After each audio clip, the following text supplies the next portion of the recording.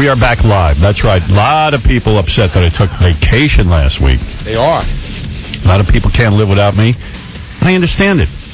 Welcome to the world's greatest radio show. I'm going to get you some voicemails. I saved some of my favorite angry voicemails. Right. People thought that our Las Vegas trip was a vacation. Was our vacation. Right. Oh, that was not a vacation. I had to go decompress, like go to a sanatorium for a week before I could even come back here. I was so aggravated in Vegas. It's a lot of work to well, never say it's work, because the guy in a garbage truck's going to go, you guys call that work? But still, drinking. It's not manual labor. Right. But it is a lot of stress. There's an effort to put it together. Yeah, especially when you got a general manager who will not, I am never doing what we call a road trip again. Oh, is that it? That's it. It's over, dude. Dog. Unless they get rid of Tom Chisano. It's over, John. I love when things are going completely haywire. Tom will come over and go, is everything okay? Yes, thank you. And I found out, the problem is not with putting together the content. That's fine. We have no problem doing it. It's work, but who cares? That's what we're here to do. We're here to make you laugh. But my general manager buys the crappiest equipment when we go on the road. And I don't know how he figures he's going to get away with it, and I'm not going to know about it. Bottom line, and this is true. Okay. The audio equipment that we had was so substandard that in fact, the audio company he hired to help us, they said, listen, for $8,000, we can give you, top shelf equipment. Tom went, no. And the poor guy had to go to his basement where he had some old crap. Just whatever he had down there. Whatever he had down there. I wondered. It was awful. Yes. It was the worst it has ever been. Tom had to save money on the equipment, and then I'm going crazy all week, banging my head into the wall because we're having trouble getting the audio up.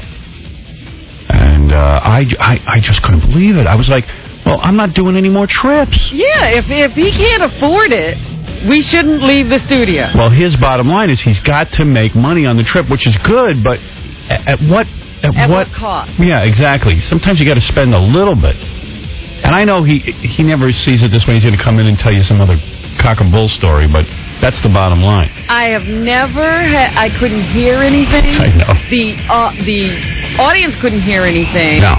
The guests couldn't hear anything. No. We couldn't hear each other. I was sitting next to you and I could not hear you. I couldn't interview anybody. So it's over. The party's over. And if anybody hears me say, let's go to Vegas, we'll stop. Lock me up. Put me up in a straitjacket. Unbelievable. But we, you know what? Everybody loved the shows, and I'm glad. Got great feedback. People loved the road trip to Vegas. Really? That's a shame that there won't be another one. And not the way it goes. I mean... The worst equipment failure for me was I was already bogged down by being disgustingly overweight for the basketball game, but they put 2 mics on us that were useless. Oh, Which I couldn't get Scott to put up during the game. Well, I can tell you why. They were just holding me down. The reason why you couldn't get Scott to put them up during the game was because the communication system that we had outside, the one inside, that didn't work outside. That was a different one, but nobody switched our packs. Oh, my God. So I was flailing my arms at Scott, and, when he stares down... There was more arm flailing going on during that broadcast, and me, like, in front of the audience, just making horrible, grimacing faces. I know. and then when Tom comes over to a commercial, everything okay? Yeah. I look at him with a straight face, and I go, Tom, everything's great. Because what good is it? Yeah, I mean, you're in the middle of it. Yeah. And I totally hold him responsible. And then what's another weird voicemail I got that was picking on you for something ridiculous? A fan left a voicemail and he said he got to the Hard Rock, but he couldn't get near the broadcast. And you are such a jerk, and you should be nicer to your fans. In the meantime, almost every other commercial break, you got up and went and talked to the fans. Yeah, but the point is, the setup is so bizarre that I understand why people would be upset. And I can't control it. I mean, I don't have control over that. I rely on other people to create a atmosphere. And I said beforehand, we got to have audio that the audience can... Well, how... Yeah, they were bored. They were bored by us 5 minutes in. Yeah, because I can't do a show for people who can't hear. Yeah, they're standing there with nothing happening. And 3 days in a row. And then at certain points, I was interviewing Henry Hill. The audience just was yelling out, rat, rat, rat, and not even hearing what he was saying. But it was 3 days in a row of you going to talk to somebody who was 25 feet away from you, and them going, what? Yeah. Huh? What? Yeah. What? Yeah. Yeah. Oh, yeah. Every minute. What? And what? And I said, but that doesn't bother I said, anyone. you got to put the speakers there. Scott goes, they are there. Oh, yeah, but then they can't Nobody work. bothered to turn them on. Well, no, they turn them on and get feedback, so you can't use them. But I don't. Well, then, yeah. You go to rock concerts, they got audio.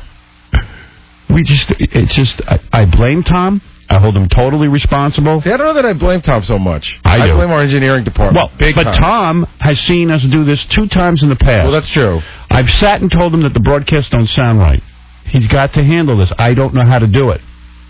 And the guys say to him, here's an $8,000 bill. He goes, it's too much. This is what it costs to do a live broadcast. Yeah. Well, You can't do that. Now it costs $0 because I'm never doing it Yeah. again. And that's the bottom line. I'll do it when Tom leaves. And I get a real general manager in here. He doesn't undermine me. You know.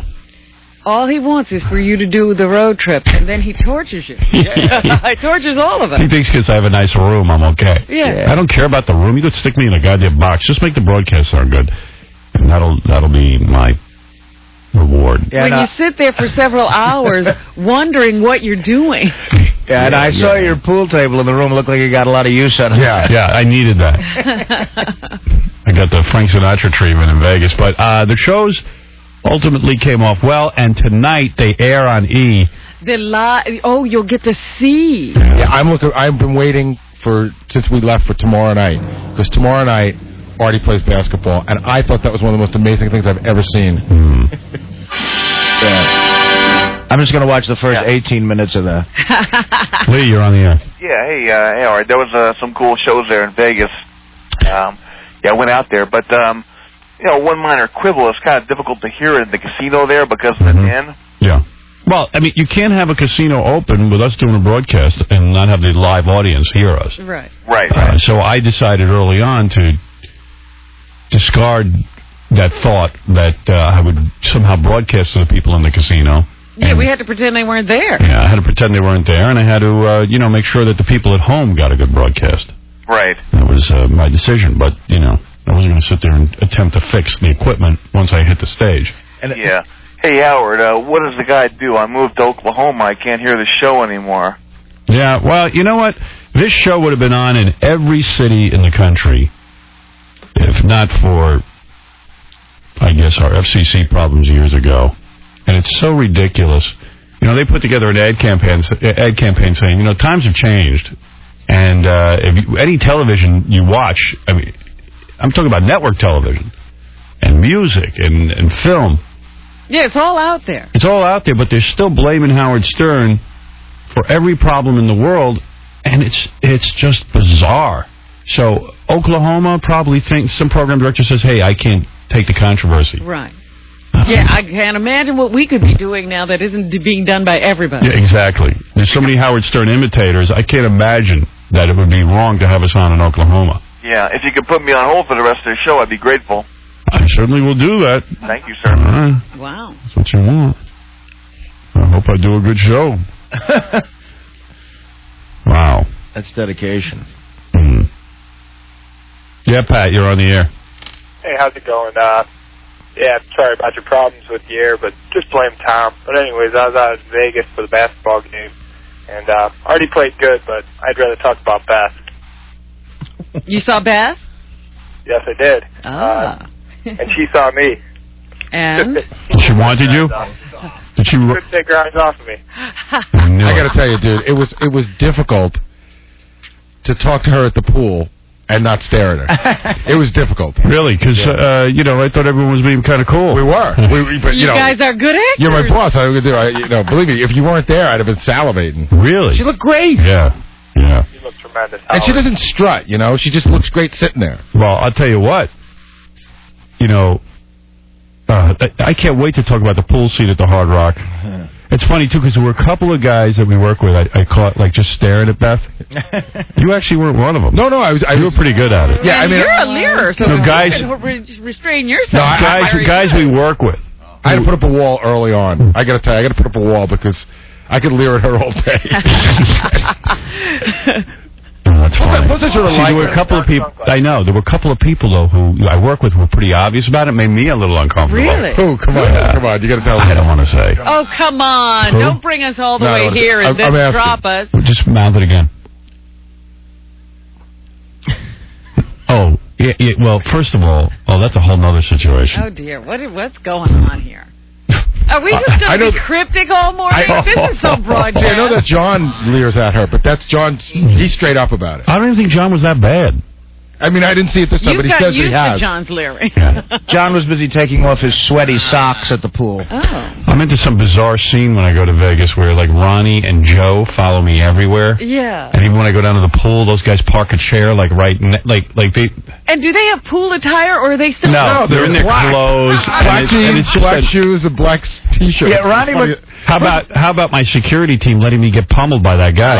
That's a whole other story I got to tell. Can I just tell you one Well, thing? all that's going to change. Trust me. I was livid. I bet. Yeah. Can I tell you something? Like, you're supposed to have security, right? Yeah. You were the easiest guy to find in the whole place because I just looked for a trail of huge men in black shirts. Huge and I men. would always find them. But Joe and Ronnie combined aren't taller Not than me. those two, the I other know. guys that were with you. Yeah. But I would just look for the black shirts. I could always find you at the pool. Yeah. Just look for a bunch of guys in black I know. But it's so and I even said, at one point Why I said not to put up a sign? one time I said to Ronnie and Joe, you know what? There's a Chinese dude watching me. It's okay, you guys can go off. Meaning, hint, hint. Don't sit right on top of me and Beth when we're having, when we're relaxing. Right. But they didn't pick up on it. They just sit there. So I mean, every time I went down to the pool, I had to I felt like the president of the United States, like 16 guys Well, around that's me. what I was going to say. Yeah, it sounds like you're President Bush. Yeah.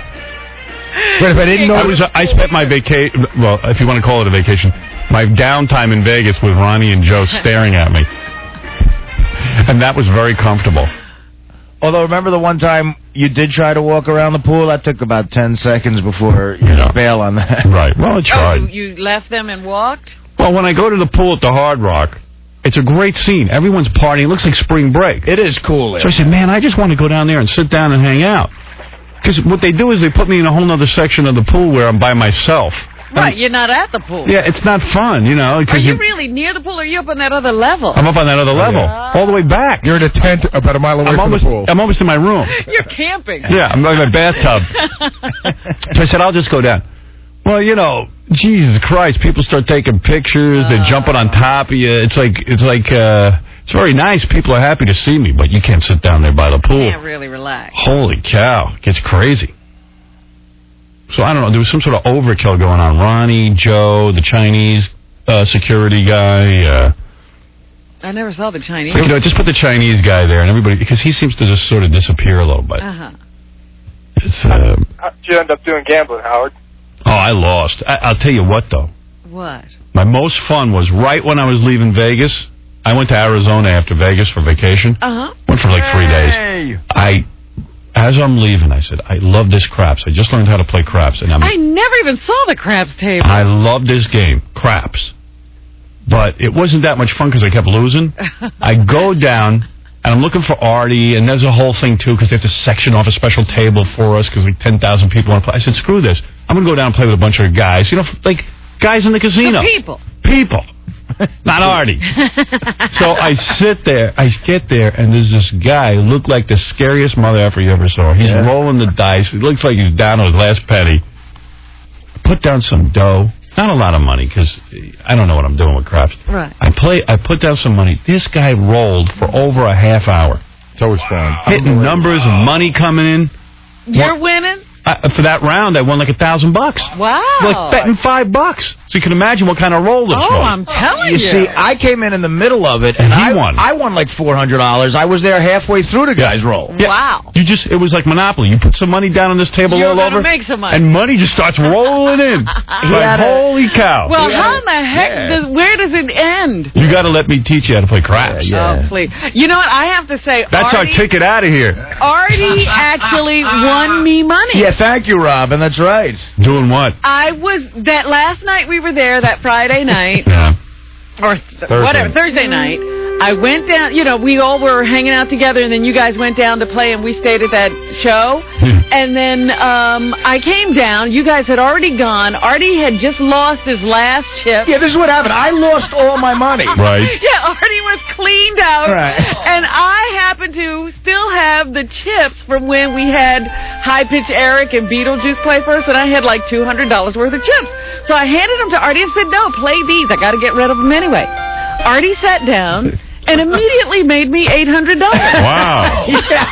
Doing what, craps? No, blackjack. Wow, hey, that's lucky. Boy, I tell you one thing. I don't know what they're doing at the Hard Rock, but you can't win a hand of blackjack over there. Blackjack was Holy rough. mackerel. It was rough over there. Yeah. That's Jesus. why I couldn't. I thought he'd just immediately lose it and I could walk away. He sat down and immediately drew a blackjack. Wow. Hey, Artie, did you come home with nothing? Did you lose all your money? I ended up down about $5,000. Wow. Wow. Because I tell you, Yeah, Artie, he was winning. I was up 5,000. Artie got I got to tell you, when me and Artie went to see Siegfried and Roy. Yeah. Oh, that Wait till must have been hysterical. Wait till you hear this friggin' story. Oh, I got missed stories it. for you. I got stories for you. Artie was like a member of the Rat Pack at one point. When he was up, he was walking around, and he owed me $250 from the basketball game, and Artie just had hundreds, peeling them off. So I go, he whips off 200s, and then he whips off another 100. I go, Artie, it's 250. He goes, buy me lunch sometime. You know what I mean? Like, Yeah. High roller. Give me change. Yeah. Don't even give me change at 100. You know what? I got to take a break, but I got so much to talk about. Yeah, I want to hear about you and Siegfried and Roy. Oh, yeah.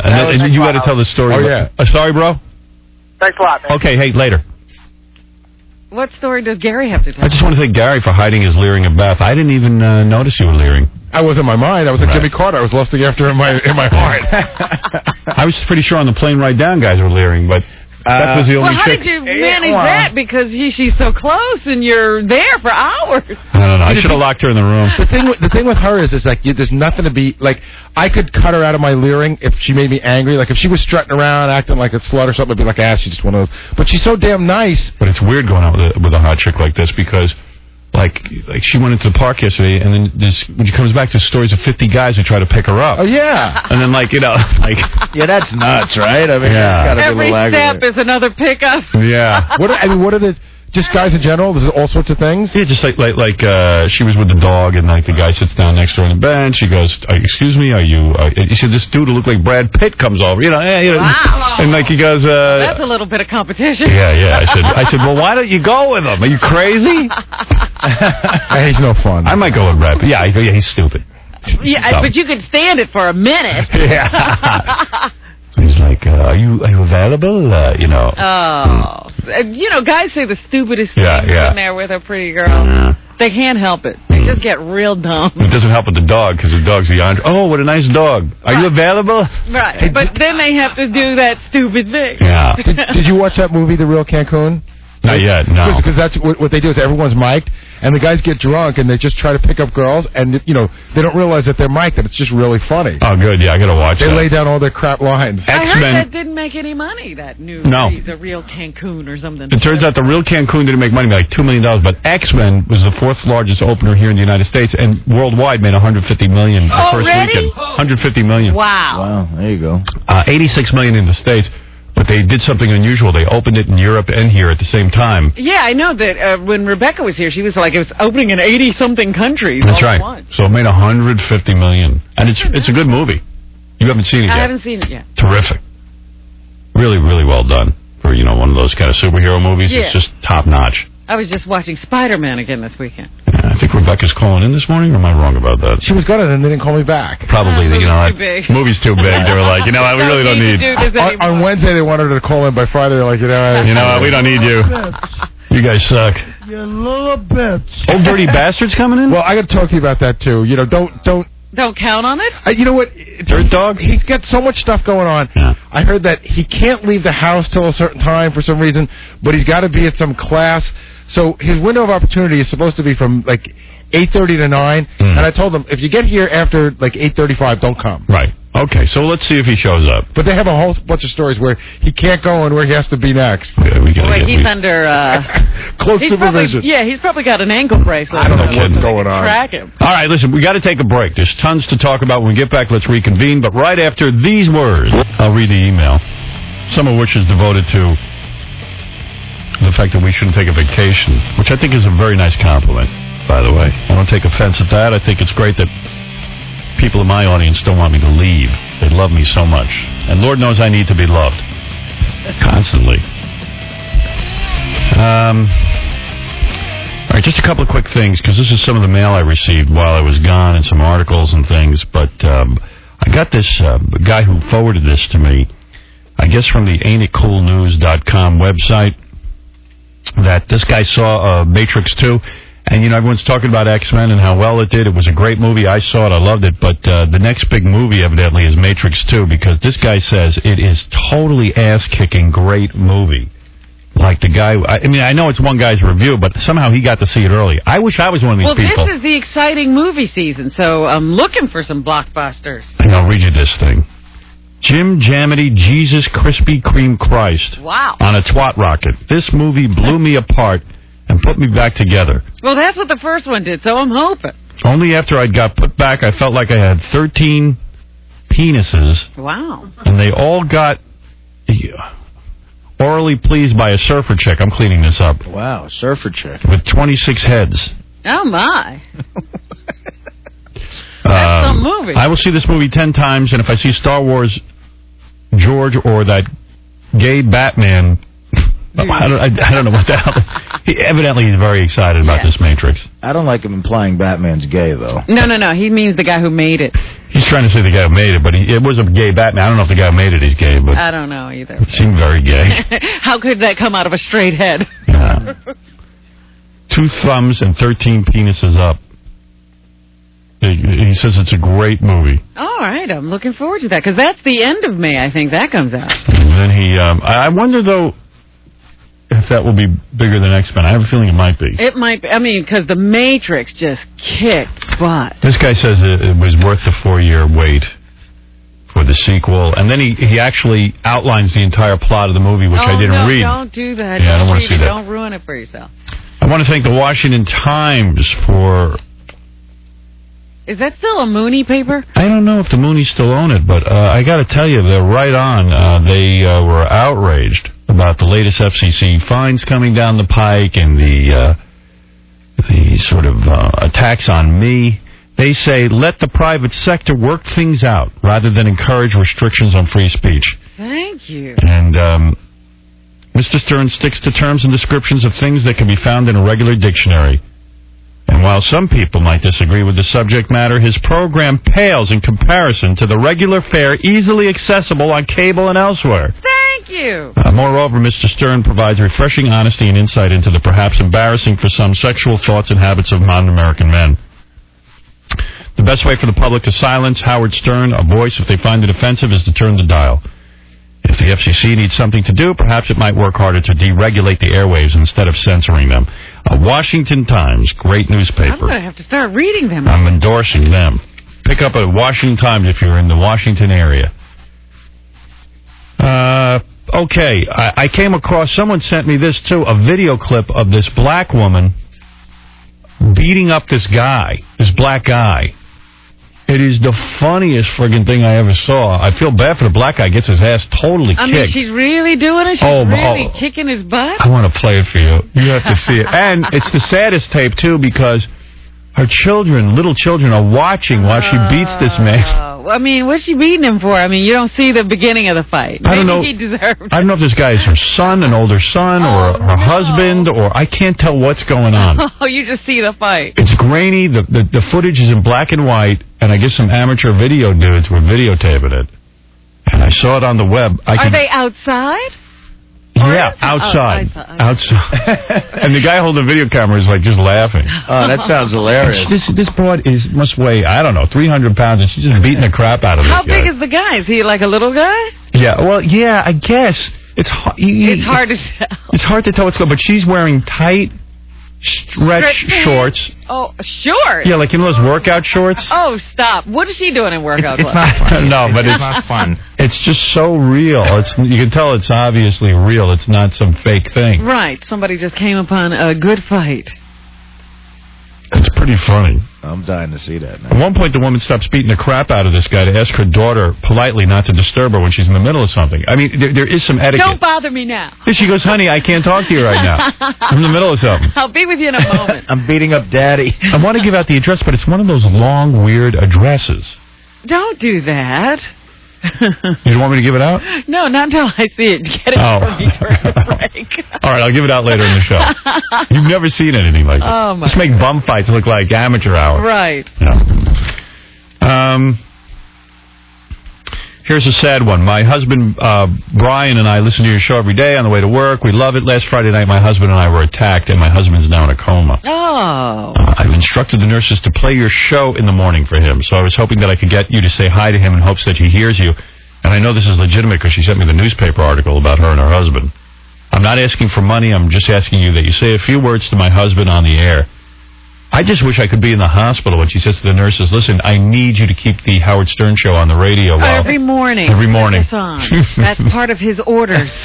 Some people got balls, man. I just keep quiet. Yeah. You know Whatever you want to play is fine with me. If you got a radio, that's cool. Yeah, I mean, the women are like, your husband's kind of in a coma, you know what I mean? No, but they always say to you, in fact, that's what you have to do. You have to talk. You want to be familiar with them. You don't want to just talk around them. You want to talk to the person in the coma. Yeah. Well, I think it's funny if it's really that she just wants to hear the show still.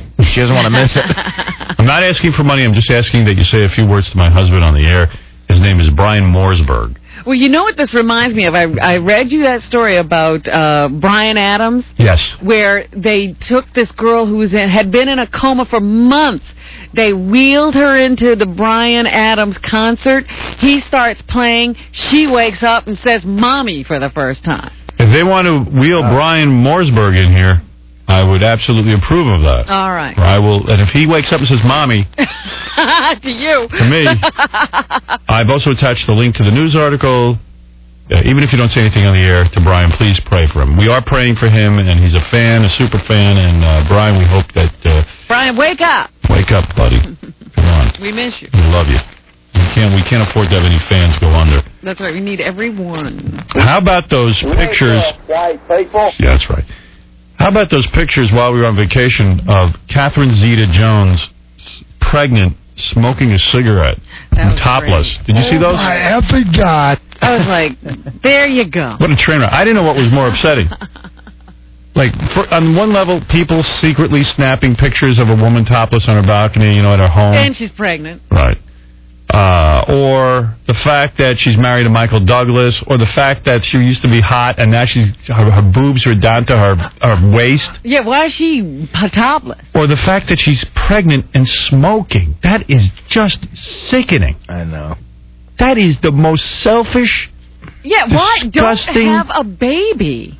And the other reason it's disturbing is why does anyone care about her anyway? She's married to Mike. She's made us care for some reason. But Michael, who cares about Michael Douglas? Nobody. But now that he's with this Catherine Zeta-Jones, this three-name woman, everybody's tuning in. Well, anyway, it's really disturbing, but they're great pictures to see, and I understand now she's suing Clear Channel Radio. Yes, everybody, Tom Cruise sues you if you say he's gay. Yeah. She sues you if you take a picture. Yeah, those two are pretty litigious, aren't they? They really are. They're suing everybody, so I'm going to watch what I say. But they are funny pictures if they're real. Who even knows if they're real? I don't know. I don't know. Is she suing because they're not real, or is she suing because they shouldn't have taken those pictures? She's suing because Clear Channel, Clear Channel didn't take the pictures. I guess they put them up on their websites. Them or something. They put them up on the website. But I don't know. Everybody's got them in the newspaper, so. Yeah, I guess she's got to sue everybody. A lot of discussion while we were gone that Ozzy Osbourne's son Jack is in rehab. And endless articles and TV shows about the fact that, you see...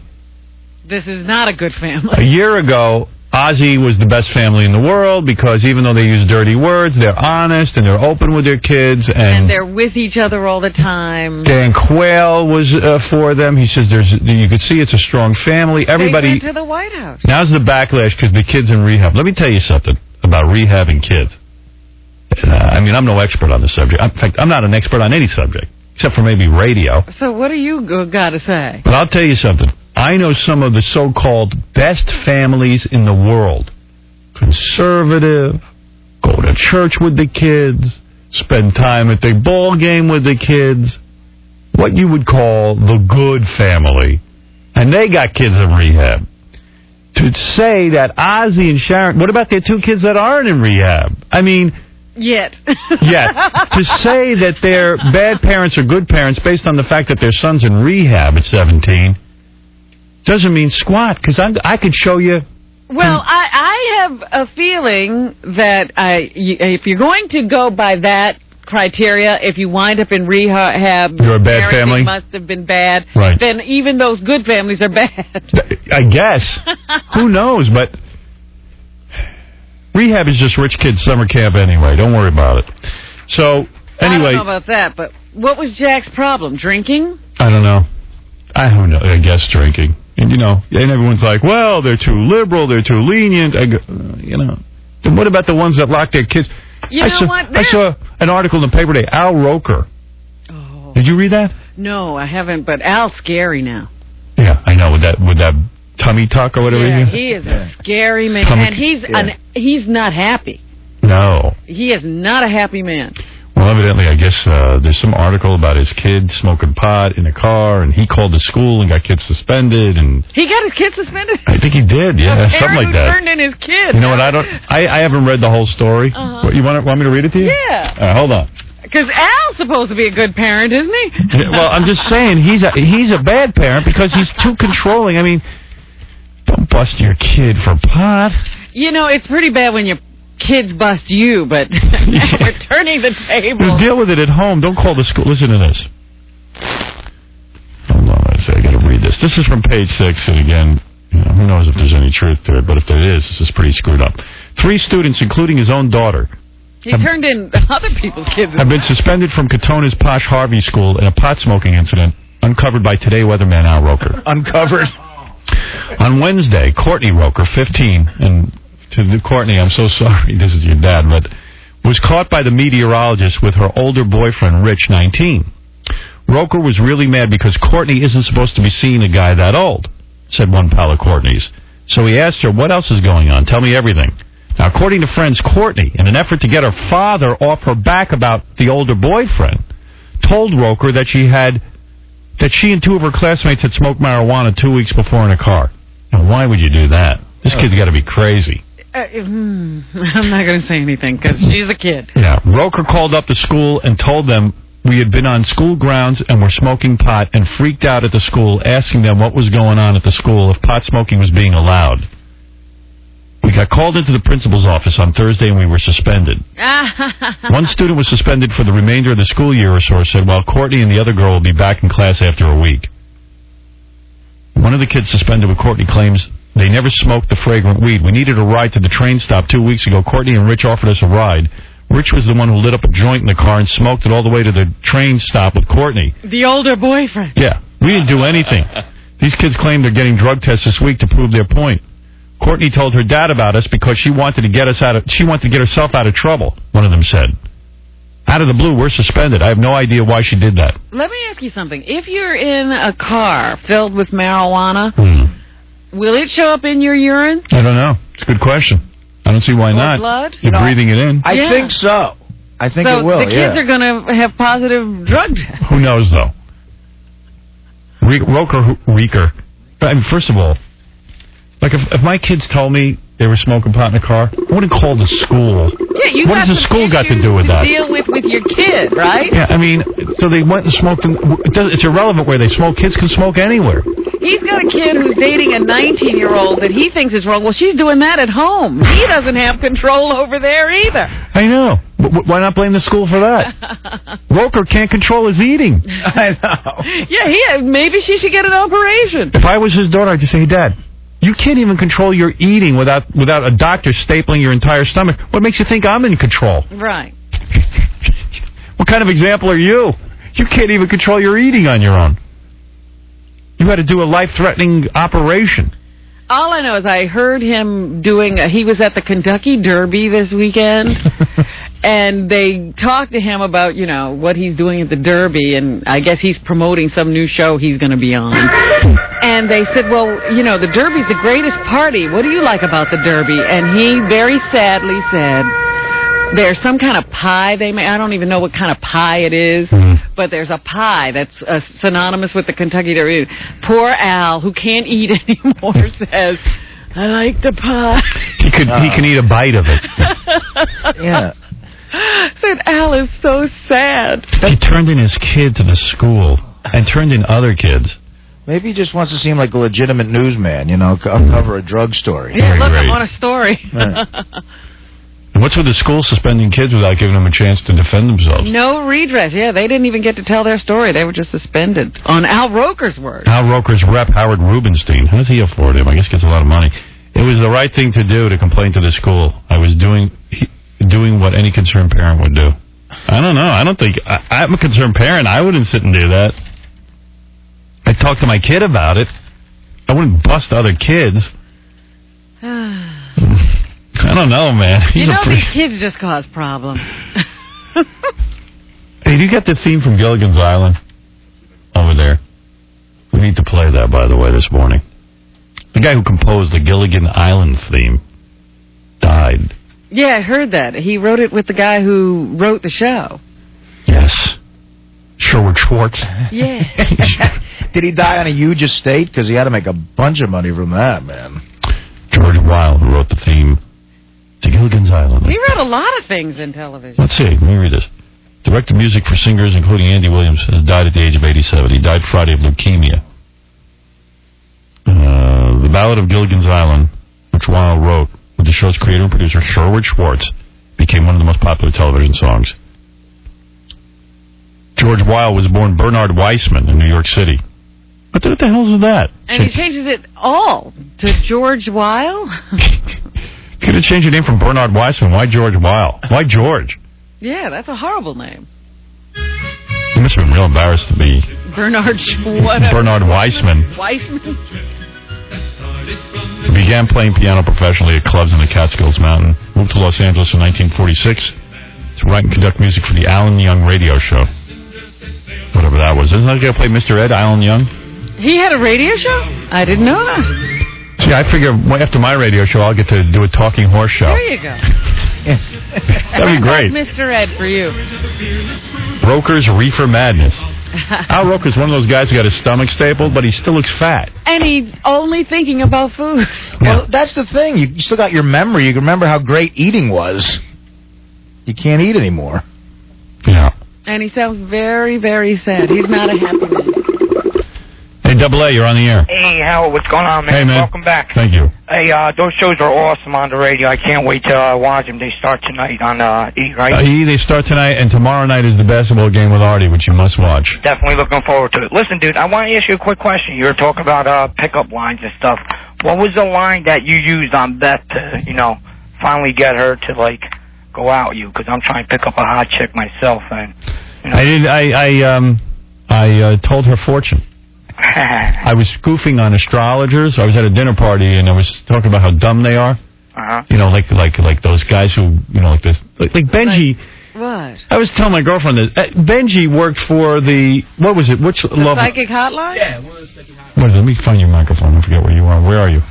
Right here. Yeah. He worked for the psychic hotline for a while to give you a book and tell you what to say to people. Like there's 20 lines you can say to people. I brought in that book because I had a friend who, when she got one of her first jobs, she was working and she had the whole booklet and it just sits there and runs. If the person's this age, you say this. Yeah.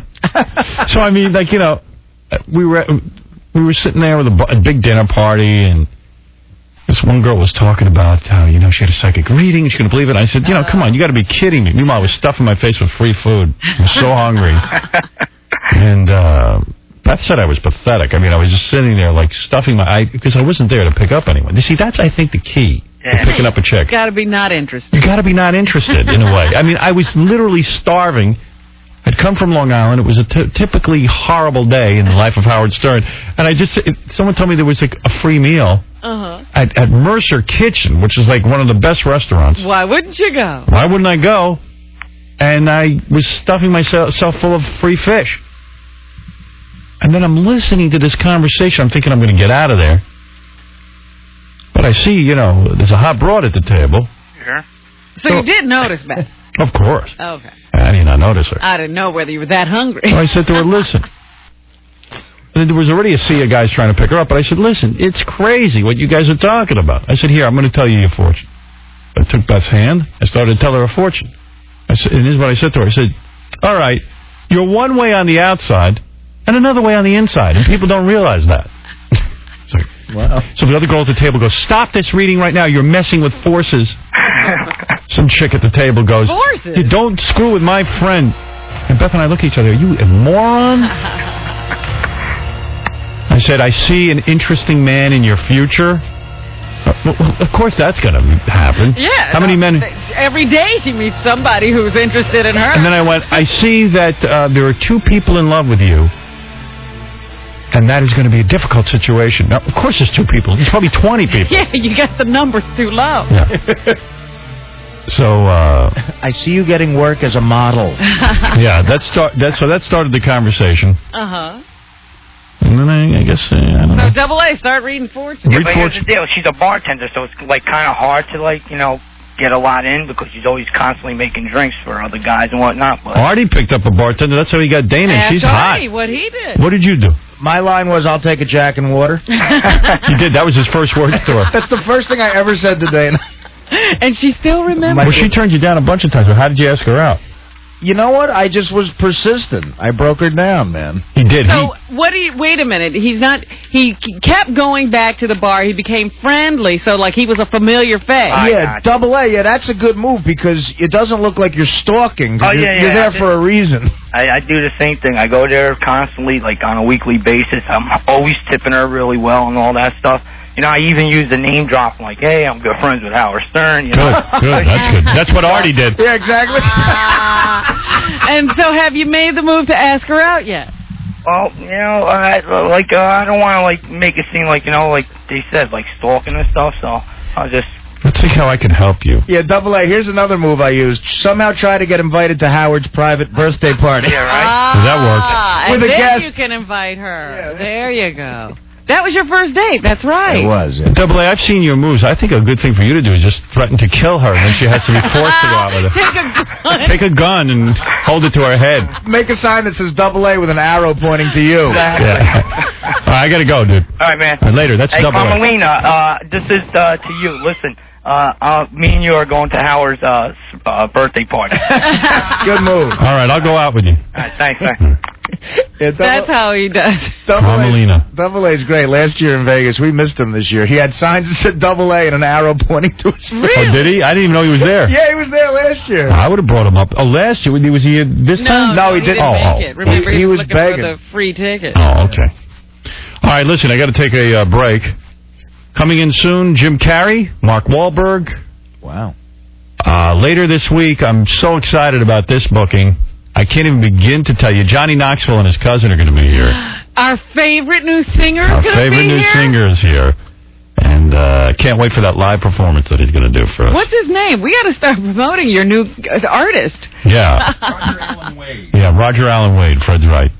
Roger Allen Wade's my new favorite guy. Little poontang. Wang dang, sweet poontang. Sweet thing. How about a little poontang? I sang that for like a total whole week. I thank God I got that song out of my head. Here's some good news out of our Vegas trip. There's so much to talk about because we haven't been on the air for a week.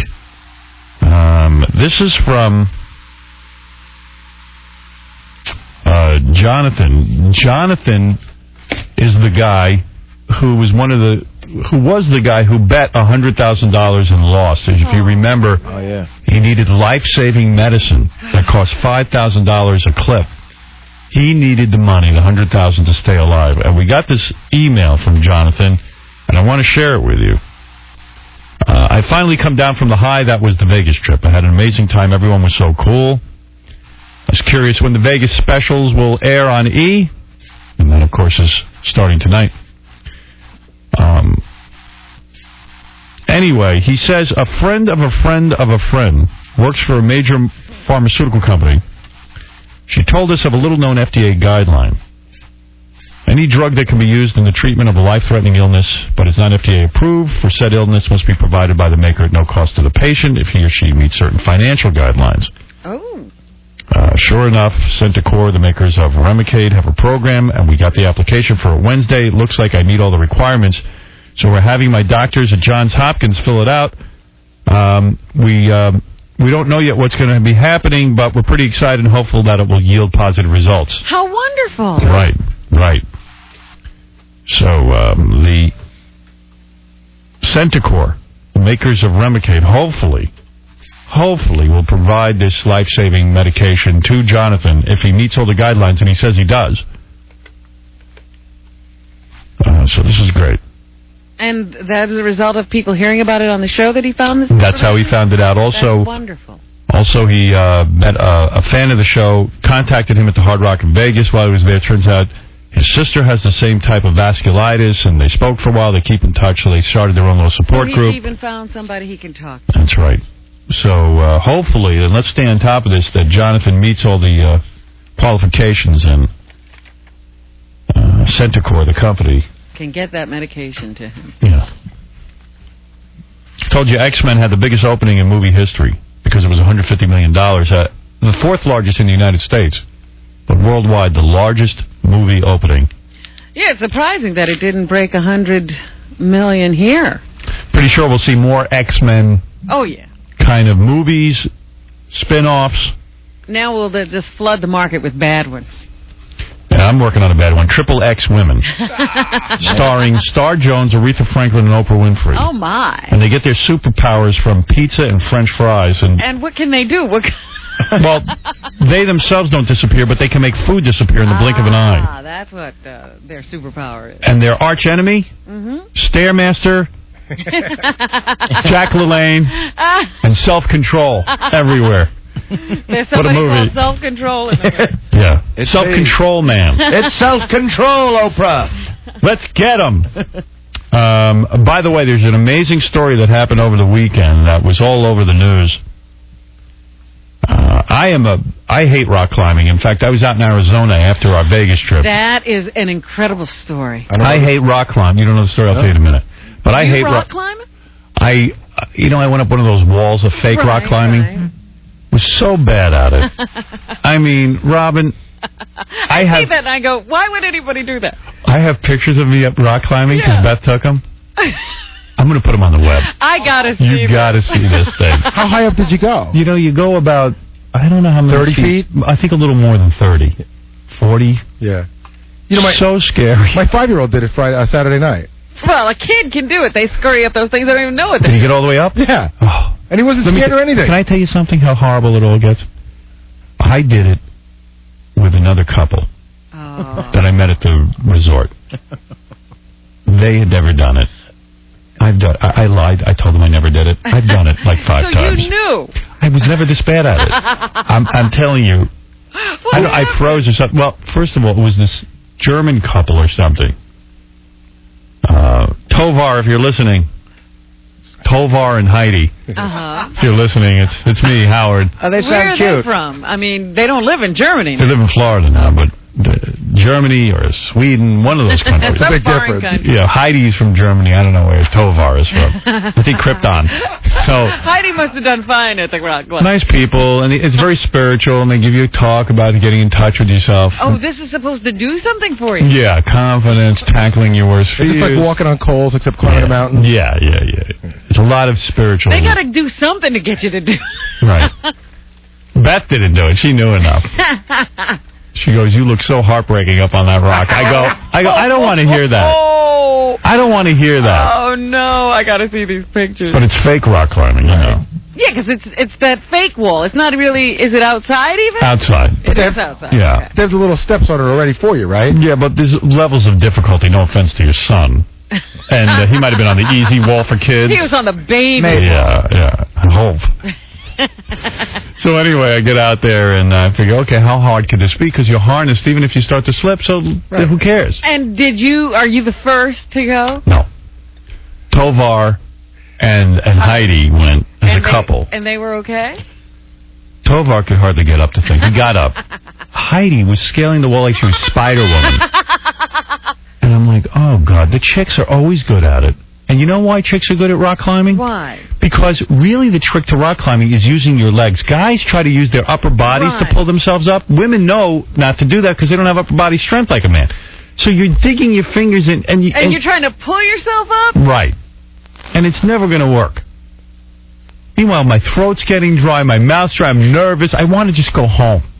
I don't know why I'm like, why did I do this to myself? And once you start, you can't say, no, because I want to stop. Chris, our instructor, said we have to overcome our fears. Oh. Howard, Tovar did it. Yeah, and Heidi did it. And he sent Heidi up with me. And Heidi was like, come on, Howard, you can do it. Oh, no. She's coaching me. You're like the person on Survivor Yeah. who can't do anything. Yeah, I'm like a retard. I'm a big, gawky guy. But the deal is, are you like sort of spastic, or are you afraid of heights? It was just, I don't know, I guess I'm spastic because it was hard to get up the wall. So you didn't get up there and freeze? First of all, let me tell you something. He didn't get up the first level. No, I got up the whole thing. Just took me a while.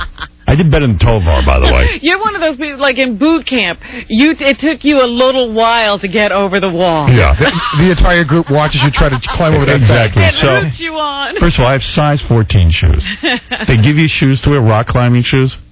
None of the shoes fit me. My toes are completely cramped up in this little shoe climbing thing.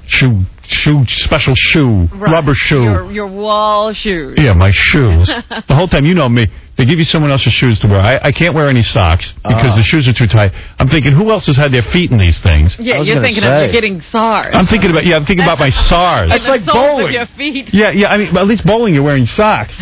I'm thinking, where else have these shoes been? Oh, I would skeeve that. Oh, I was skivosied. Why? I don't even know how you got roped into this.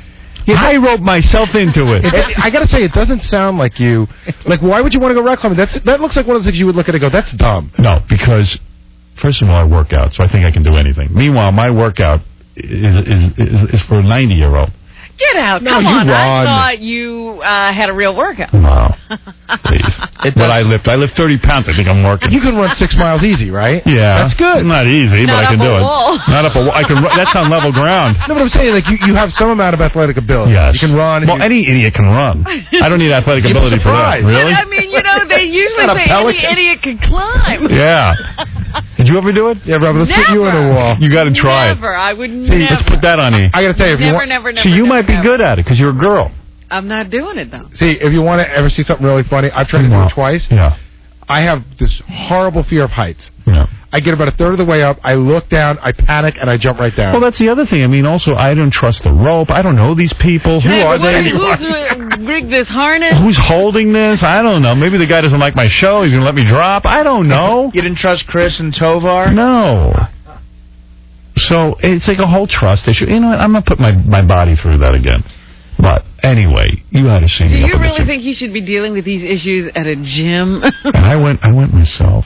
Beth shows up. She's going to take pictures. I'm like, I don't want Beth watching me scale the wall. You know what I mean? So you should have ditched it. Well, I didn't want to back down either. Then that wouldn't have been conquering his fear. Right. According to Chris, Mr. Nature. And what is his credential? The guy at the bottom of the wall. I don't know. He's the guy with the harness. He's the guy who doesn't work all day. He climbs rocks. Hey, now the guy that's on the bottom, that's holding, you're in the harness. He's holding the rope. Does he? The belay. Does he tie himself down? Yeah. Okay, because I have a funny story. A friend of mine did this at a place, and his friend was about 320 pounds. Yeah. And the guy at the bottom forgot to tie himself down, so the fat guy goes off the wall and pulled the instructor right up. That's funny.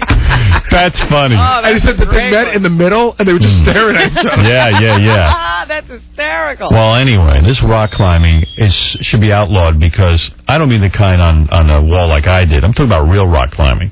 Because inevitably, you hear rock climbing, there's trouble. You always know there's trouble. Yeah, somebody's going to have a problem. And it's always going to cost the taxpayers money. Most time these rock climbers go up, they get lost or they get stuck on a ledge. We got a problem. And we have to go search for them with helicopters. Or they're over in some foreign country and now they can't get medical help when they're up there. Well, this story should stop everyone from rock climbing. I'm hoping this will stop all these nature freaks. According to this one, this kid, I shouldn't say kid, an adult. Yeah, he was 27, I think. Went rock climbing, so I guess he put, you have to put your hands, so some boulder fell down on his arm, so he was pinned. His arm was pinned. He cut off his own arm with his knife. After being up there for days. 5 days. Oh. He was out of food, out of water, and now his only option, because nobody was coming to get him, was to try to get himself down somewhere. He couldn't get to his cell phone? Yeah. He couldn't get to his cell, because this guy was a real nature guy. But the guy, they say that his bone in his arm was crushed. So he only had to cut through the skin, but that's through nerves and blood vessels and everything, and he did it. And not only that, he didn't have like an axe. Yeah. He did it with like a little knife. Like a pen knife. So he's really sawing his arm off. But he's alive, But right? he's alive, yeah. He was waiting to be rescued, but, you know. Nobody came. Yeah, Howard, do you remember there was a similar story about 5 years ago? It was an old guy, and it was him and his wife were out there with farmers, and he got pinned underneath the tractor. He cut his arm off. Yeah. Yeah, but at least you can understand he was working on a tractor. This guy was supposed to be having a good time. Yeah, he's having fun. There's no fun with rock climbing. I want it outlawed. Anyway, so I tried it, and I had really done it like 5 or 6 times in the past. Yeah. And I still sucked at it. I thought I was going to scale right up the wall and impress everyone, including Beth. So what happened? You were just slow? I was slow. I got up, though. How long did it take? Yeah, how slow were you? Heidi zoomed up the wall in no time. Yeah, well, they had us tethered, so she had to wait for me, which was even more embarrassing. I don't know what the point was tethering me to a girl, just other than humiliation. It was so weird because he goes, he goes, I'm going to tether you to Heidi. And I go, well, why? Let Heidi go up at her pace. Right. Why should I hold her back? Yeah, I mean, don't point out how lame I am. Suddenly you're on a team. Yeah. You know, it's interesting the way guys think. Even after a few years, you're still worried about looking bad in front of Beth, right? Right. I mean, you know. I'm the same way. No, you're not. You're not. Well, I mean, I wouldn't I wouldn't climb a rock in front of a chick, that's for sure. Yeah, unless you knew you were awfully good at it. Yeah. And like Tovar, afterwards we had a whole discussion, because I was at the spa, and they go, well, what did you learn? And Tovar was like, he goes, I like to be the best at everything, and I wasn't great at this, and he goes, and I race cars 150 miles an hour. He had to let everyone know. That he can do some macho stuff. Yeah. Yes. Meanwhile, What did you say? I just said, hey, I sucked. And Heidi was cool. And it's embarrassing, and I don't want to ever do this again. I didn't learn anything. I learned one thing, don't rock climb. Right, I'm not a rock climber. Yeah, I want to do what I'm good at, not what I'm bad at. Welcome to human nature. I mean, really, at this point in my life, who needs to be humiliated? Did you really need to climb the rock to learn what you learned? No, I knew it already. I knew I have low self-esteem. After rock climbing, you guys want to do a radio show? Yeah. Well, that's what I tried to say. I said, you know what? I don't know. I said, I did work that into the conversation. I said, let me tell you something. I mean, I guess this is kind of like if I put you in front of a microphone and you guys had to do a show right now. Like if Heidi had to do a show. Yeah. No, you know what I see? Sorry, I can't climb a rock, Heidi. Yeah. You know what I see that you got out of it, though? It really is funny. You do see the negative in everything, right? From the shoes to who put the cord up and who's going to... Is it safe? And, I mean, you think of, most people just get up and go. Yeah, well, I don't. I have a lot of issues. And I don't think Chris can help you with. Yeah, Chris, a rock climber is going to help me. This is what I'm saying. I mean, Chris is not qualified to deal with you. Well, I tell you, so I left Vegas on Saturday. I should tell you my whole story. I get so many stories to tell you, and I see there's a bunch of people on the phone, so I'm confused what to do. There's too much going on, too much input. I left Vegas Saturday. I had a meeting. Wait a minute, you haven't even told us about Siegfried and Roy. All right, so me, Artie, Beth, and Dana. That's Artie's girlfriend. And Ralph. Oh, yeah, well, wait, I'll tell that story, too. Thank you. I forgot about that. Yeah, Ralph came to Siegfried. Me and Artie decided, since we're the only ones left in Vegas pretty much, why don't we just take our broads out for like a fun night? We'll go to Siegfried and Roy and then go to romantic dinner. Oh, okay. So, my agent had said to me, though, he wanted to go see Siegfried and Roy. He ended up leaving to go to L.A. to go visit his daughter. Yeah. So I had the extra ticket, and Ralph was hanging around. He never goes home. Well, you told him you would give him a ride home. So I let him go to see Siegfried and Roy. And then we couldn't ditch him when we went for the romantic dinner. No. And it was, but he did finally bow out. At what point? After the appetizer? No. He didn't come with us. Oh, okay. Before the dinner, but it was like really awkward. I mean, how long before he felt embarrassed enough to leave? Well, no, he said to me, I'm going to leave. I don't want to be. And then I felt bad. You know how that is. Ralph was really cool about it, but I must say, you do stress a lot about that, which is nice of you, but I think Ralph was cool about it. Yeah, but I was like to Artie, I go, oh, my God, how can we do that? Yeah, Why can't you? You're guilty. You're a couple. Why should you feel... I don't know, because so what? If I was the one guy without a chick and I had to go home, I would have felt bad. Ralph in Vegas alone is perfectly fine. You have to think of it that way. Well, all right. I think Ralph felt Beth should bow out. No, I should be his date. There's no doubt about that. Yeah. For you and him. Yeah, I felt bad. But anyway, so we make this plan. Meanwhile, so I get a little dressed up. Dana gets completely dressed up. Oh, Beth gets dressed up.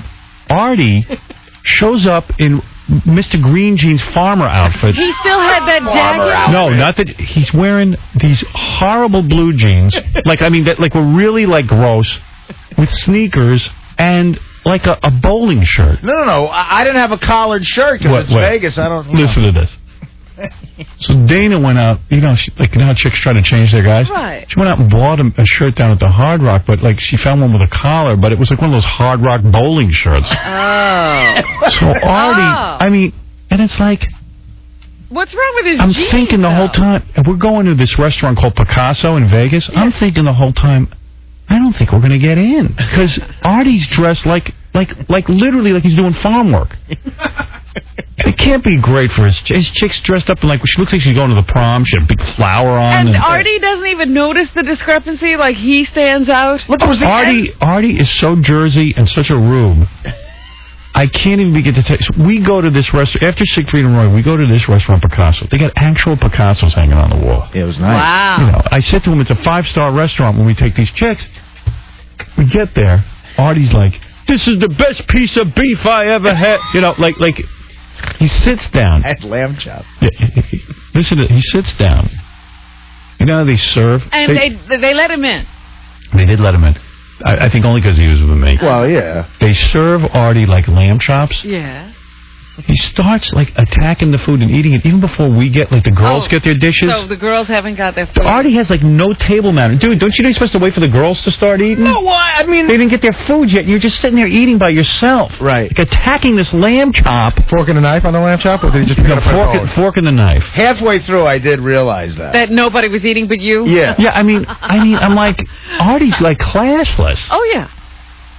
I love the guy, but we really have. He's been taken to a new level. I didn't realize. Go places and do things that he has no clue. See, I thought when Artie was working on the Norm Show and stuff and Mad TV, he was making lots of money, and I figured but he still did the same Jersey kind of things and went to the same Jersey kind of places. He's like when you take a little kid to the restaurant for the first time, you got to teach him what to do. And it's like, oh my God. We're lucky he doesn't put the napkin in his collar. Well, I never had caviar before. Right. Yeah, that was his first time with caviar, which is fine, and he was excited about it, but wait for the girls to get their food before you start eating. It's a romantic dinner, Artie. You're supposed to do things with your girl. He attacked this lamb chop. I got to tell you, he was done with it. He was eating with it before they put our food down. Yeah. The waiter comes over and says, the chef sees how hungry you are. He's sending over another lamb chop. Oh, they were watching you. Is that true? Him a full second entree. This was the most hilarious thing. The waiter actually came over and said, sir, that obviously wasn't enough. We're going to give you another lamb chop. Oh. Remember the Flintstones cartoon? He ate it like Fred Flintstone. But you know what that sounds like? It sounds like they thought you picked up a homeless guy and were doing it. I'm telling you. Can I just say, though, it was an unbelievable lamb chop. Yeah. Oh, my God, the whole thing. Well, you had 2 of them. The waiter might as well come over and said, sir, we see that you're a pig.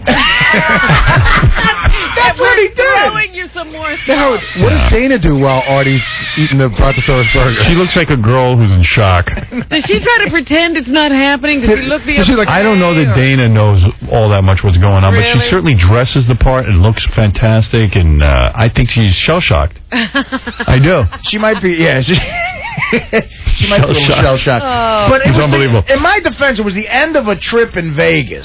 What does that have to do with anything? But you don't own a pair of slacks? I had to get laundry done. Dude, you don't own a pair of slacks? I do have a pair of slacks. So why don't you put those on? I don't feel like bringing them to Vegas. You mean you didn't? Oh, I think. Why don't you bring them to Vegas in case you go somewhere nice? I know. Your girlfriend was coming. It wasn't like she surprised you. Well, I realized that we were going to go to this Picasso at the end of Vegas, and I said, wow. So I actually got the jeans washed and ironed. Oh, boy. You got to see these. And then I said to Dana, Dave, we were at the blackjack table. I don't have a collared shirt. I can't wear a T-shirt. So she goes, I'll have to try to buy you one. And she's now shopping in the Hard Rock gift shop Hotel, for a fancy shirt. Yeah. I need a going out shirt. I need me a shirt, woman. I got my jeans pressed. And then the sneakers thing, I felt bad about that. I did feel dude. So Artie only thinks about what Artie would do. Yeah. Right. Because then I felt bad because Siegfried and Roy were talking to us. They wanted to meet. They wanted to meet Howard. We went to see Siegfried and Roy. Yeah, You that know. was before the dinner. Yeah. And I'm saying to Artie, we can't goof on these guys now because first of all, they're being so goddamn nice to us. They give us like the best seats in the house. Yeah. Siegfried, I actually know the difference between the two of them now. Really? You know one from the other? Yeah. Siegfried, he's the blonde guy. That German guy. The German guy. He the one who you can understand when he talks on stage a little bit. Right. He's like, do you know who's here tonight? This is during the show. He goes, And what's the rest of the audience look like? like Artie. All right. So they go, Like older versions of me. Yeah, do you know who is here tonight? Do you know King of all media? Do you? I wish I had a tape of this. Do you know? Now I'm sitting in the audience going, "Oh, he's going to start talking about me, and he might. If he brings me up on stage, I'm gonna kill him and his line. You're going to attack him. I'm going to attack him. Tiger never. He goes, "Do you know who is here tonight? King of all media. Do you know who King of all media is? Howard Stern is here tonight." Then the spotlight comes on me in the middle of the goddamn gayest show on the planet. And they give you 2 free drinks. Right. I hold up my drink. Hey, Siegfried! You know, I said, I might as well embrace it. Yeah. You know, because I'll look like a douche if I'm just like hiding under the table. So I'm toasting Siegfried from the friggin' audience. Oh, dear. Ready to kill myself. And there was good applause, and at the end of the night they said to you, "You got more applause than Clinton." Yeah. Oh, yeah, when we went backstage. Wait, I got to tell you. You met them. Yeah. Wait. We met them. There's a whole story here we're missing. Well, so anyway, the manager was real nice. He, gives us these great seats. Sends over a photographer, like you know those ladies that take pictures and give you pictures with... when you get the party picture. Give us a party picture, which I abruptly ripped up. Yeah, you did. That was pissed. I looked so bad. Oh. It was way too close and out of my good side. You know, you chicks are the one who rip up pictures. No, Guys I rip. When you have a face like this, you rip up pictures. You ripped yours up immediately. Yeah, I was disgusted with it. You know what, though? I thought it was a nice shot of me, even with the It was shirt. good. You look good. You'll never have it, though.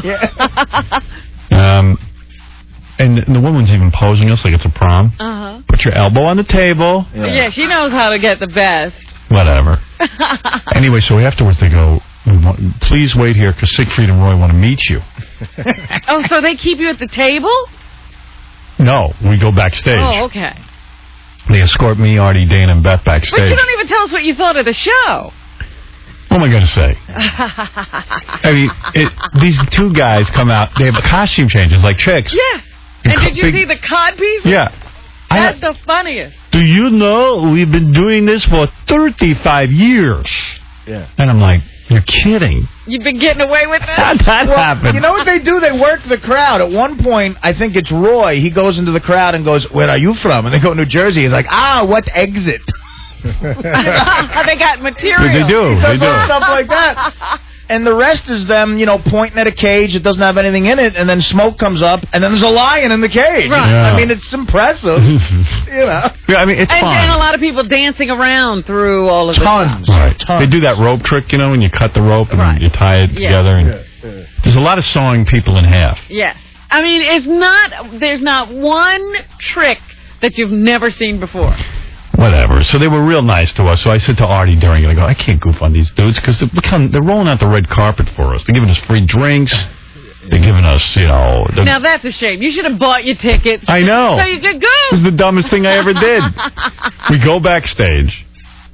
And they tell us to wait for Siegfried and Roy. And I'm like... did you get into the dressing room? No, we're in the hall, outside the dressing room. And I was like, okay, we're going to wait and everything. And then Siegfried and Roy come out. And I mean, those guys are really pulled back, facially. Oh, yeah.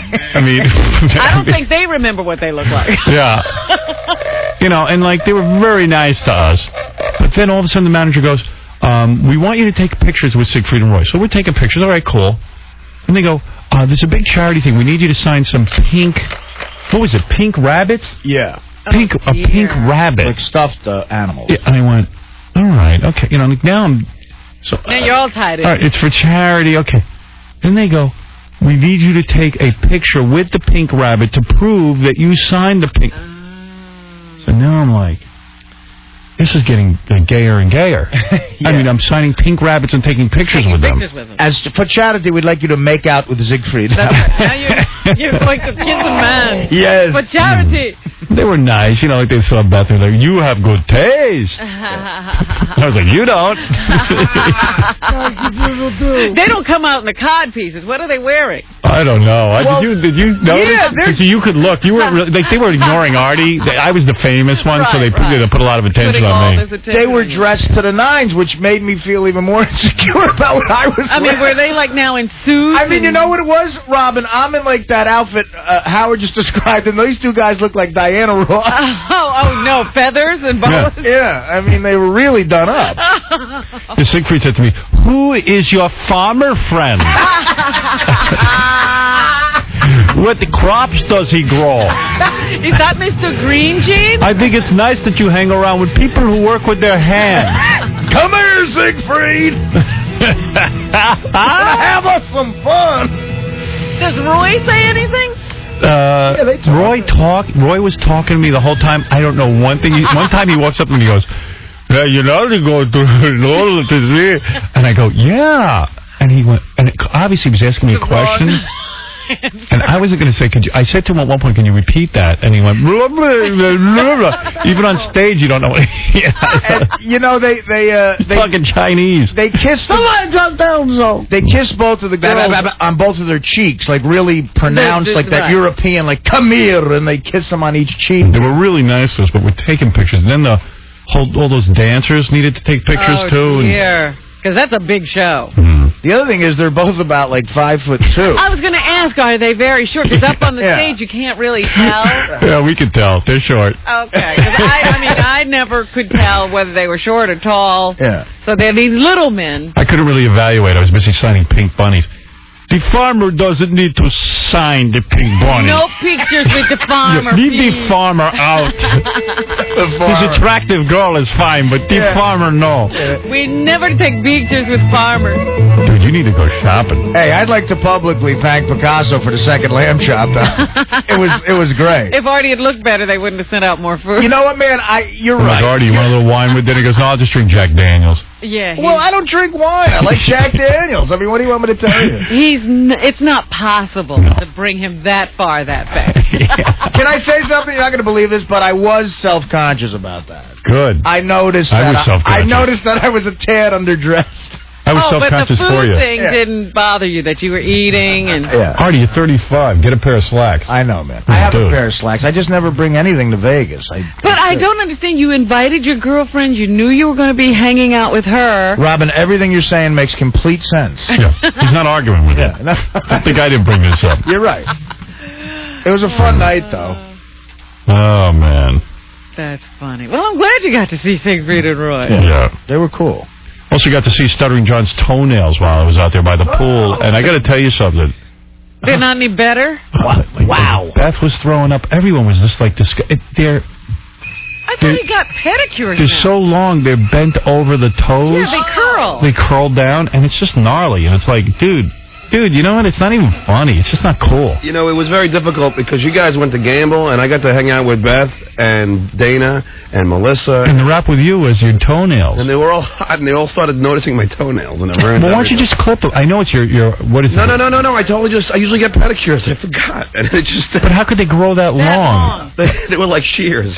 I mean, well, can't you buy a clipper? And you know what it is? He's got OCD. No, it's not that, Harry. Yes, it is. You can't clip your own toenails. No. It's got to be. Why would you not clip your toenails? You're walking around like a. How does he keep his shoes? It's not the summer yet. Who thinks about their toes? I'm not. I do. When they get long like that, it's uncomfortable. Yeah, doesn't that hurt inside your shoe? You look down and see. Of course I do. But you don't shower? Yeah, I never like. You don't groom yourself? I don't look at my toes. It's the last thing I'm thinking about. You can't feel that.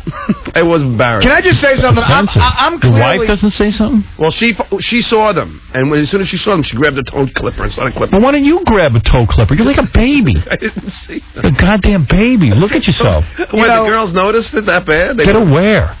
I'm clearly a slob, but John takes it to another level. I was by the pool eating French fries out of a big basket they give you. Give you a basket of French fries. It was unbelievable. And first of all, I'm sitting by the pool with Artie and Dana. Dana is cute as can be in a little bathing suit. Yeah. Great body. I can't even describe to you. Her body's kick-ass, right? She was in a white bathing suit. I checked the whole thing. Okay, me too. Okay. Artie is at the pool. He's wearing pants, long pants, a heavy shirt, and socks. Oh. Like he won't even show his feet. He's completely covered. Completely covered. I'm saying this poor bastard lose some goddamn weight because he just can't sit by a pool and enjoy himself. Yeah, he's got to be out there sweating. Artie, you want to chase? He's sweating, sweats. You want to chase lounge completely dressed like the mummy. It's so heartbreaking, dude. I'm sorry, man. I know. I'm not a healthy guy. I'm not a healthy guy. The food comes over. And he's eating. He's got a basket of fries like King Tut. He's laying on the chaise lounge, and the fries are going in. I'm thinking, he's only getting fatter. First of all, they have amazing French fries there. And they bring a basket French fries shouldn't even be allowed to go near your mouth. They bring a basket of them. How big is the basket? Like you ever go to Nathan's and they got that big basket of fries? Yeah. And they bring him extra because he's with the show, you know. Yeah. Would you like more fries, Mr. Lang? But you had to see this. I'm sitting there eating the French fries. John had just been jogging. Oh, yeah. And he comes over sweaty as hell, and right next to my basket of fries, takes off his socks. And you know when your feet are gross. So I see his toenails. You know when your feet are sweaty? So disgusting. Like sometimes a fuzzle gets stuck to your toe from the socks? Yes. So that happened, and when he took the sock off, the fuzzle flew onto my French fries. Not only that, he takes off his shirt, he's sweating, and he goes, so Artie says to him, can you get undressed over there? And John's like, well, what's the big deal? He got mad at me. He's like, what's your problem? He had three fries left. I applaud Mr. X for spilling water on you. You're disgusting. He had three fries left. But why do you have to be his room, shower, and then come down rinse to the off, pool? dude? No one wants to watch you. You're gross, and your toenails. I mean, I'm not talking about what guy cares about toenails? Talking about like grown over the whole foot. Oh, we've seen that. Well, my pinky. Mr. X should have lit you on fire. You're lucky. I really wish he had. I was offended by Mr. X's actions, and now I get it. I know, but we have become immune until you go out of this environment and see him in the real world. But you know what's really vile. Yeah. I can't believe I didn't do anything. You never do anything. You don't offend anyone. I sat down. You sat down, you undressed, and put your smelly clothes and feet and everything in everyone's face with your stink. You got a fuzzle on Artie's fries. Fuzzle. Yeah, and I barely finished them after that. It's just unfriggin' believable. But it was fun to hang out with the girls by the pool. They looked beautiful. Yeah. Beth looked great in her bikini. I didn't think you were leering at all, but I guess you were. Oh, no, I checked out everything.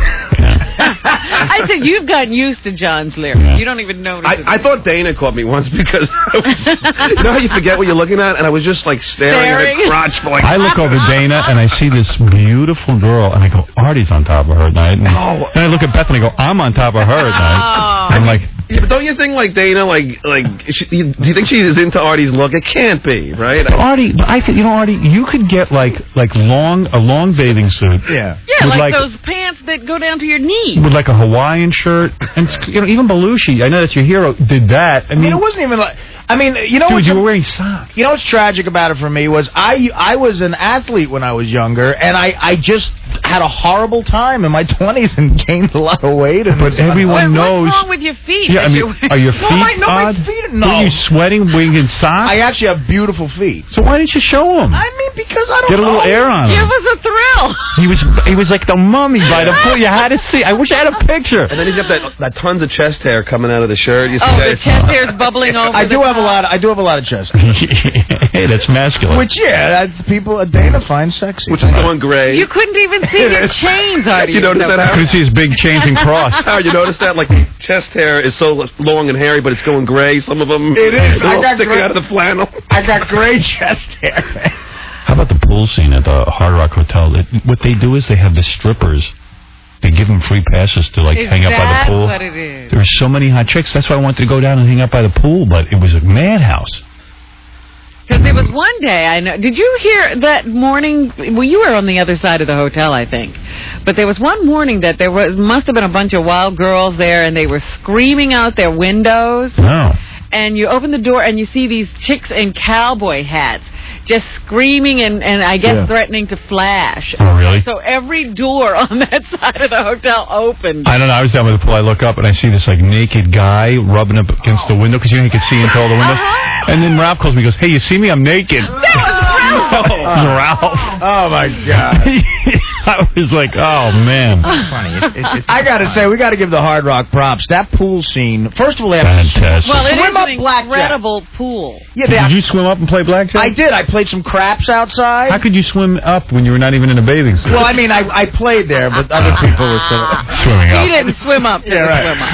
It's and there's chicks all over the place, and the food is very good. Did you leave up, Howard, or down? I was down, but I had an incredible craps roll.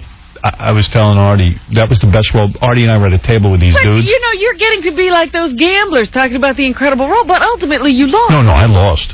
Oh, yeah. Oh, by the way, to give that guy props, I remember his name was Dahl. That's what he said his name was. Oh, yeah, this guy Dahl, who rolled for over 45 minutes, I think. Yeah. Why don't you take the money and leave? I did. I had to leave. I went to Arizona. No, but you lost money. Yeah. Well, what are you going to do? What am I going to do? I don't know what to say. You paid a Vegas cover charge. That's all. It's fine. I even resented that little while that Artie played for me. I mean, he couldn't have been there 5 minutes to make that money. And then you're supposed to tip. By the way, I tip the dealers so much money because everyone says I don't. Right. Every time I get up, I was down. But anytime I even just like win anything, give them $50.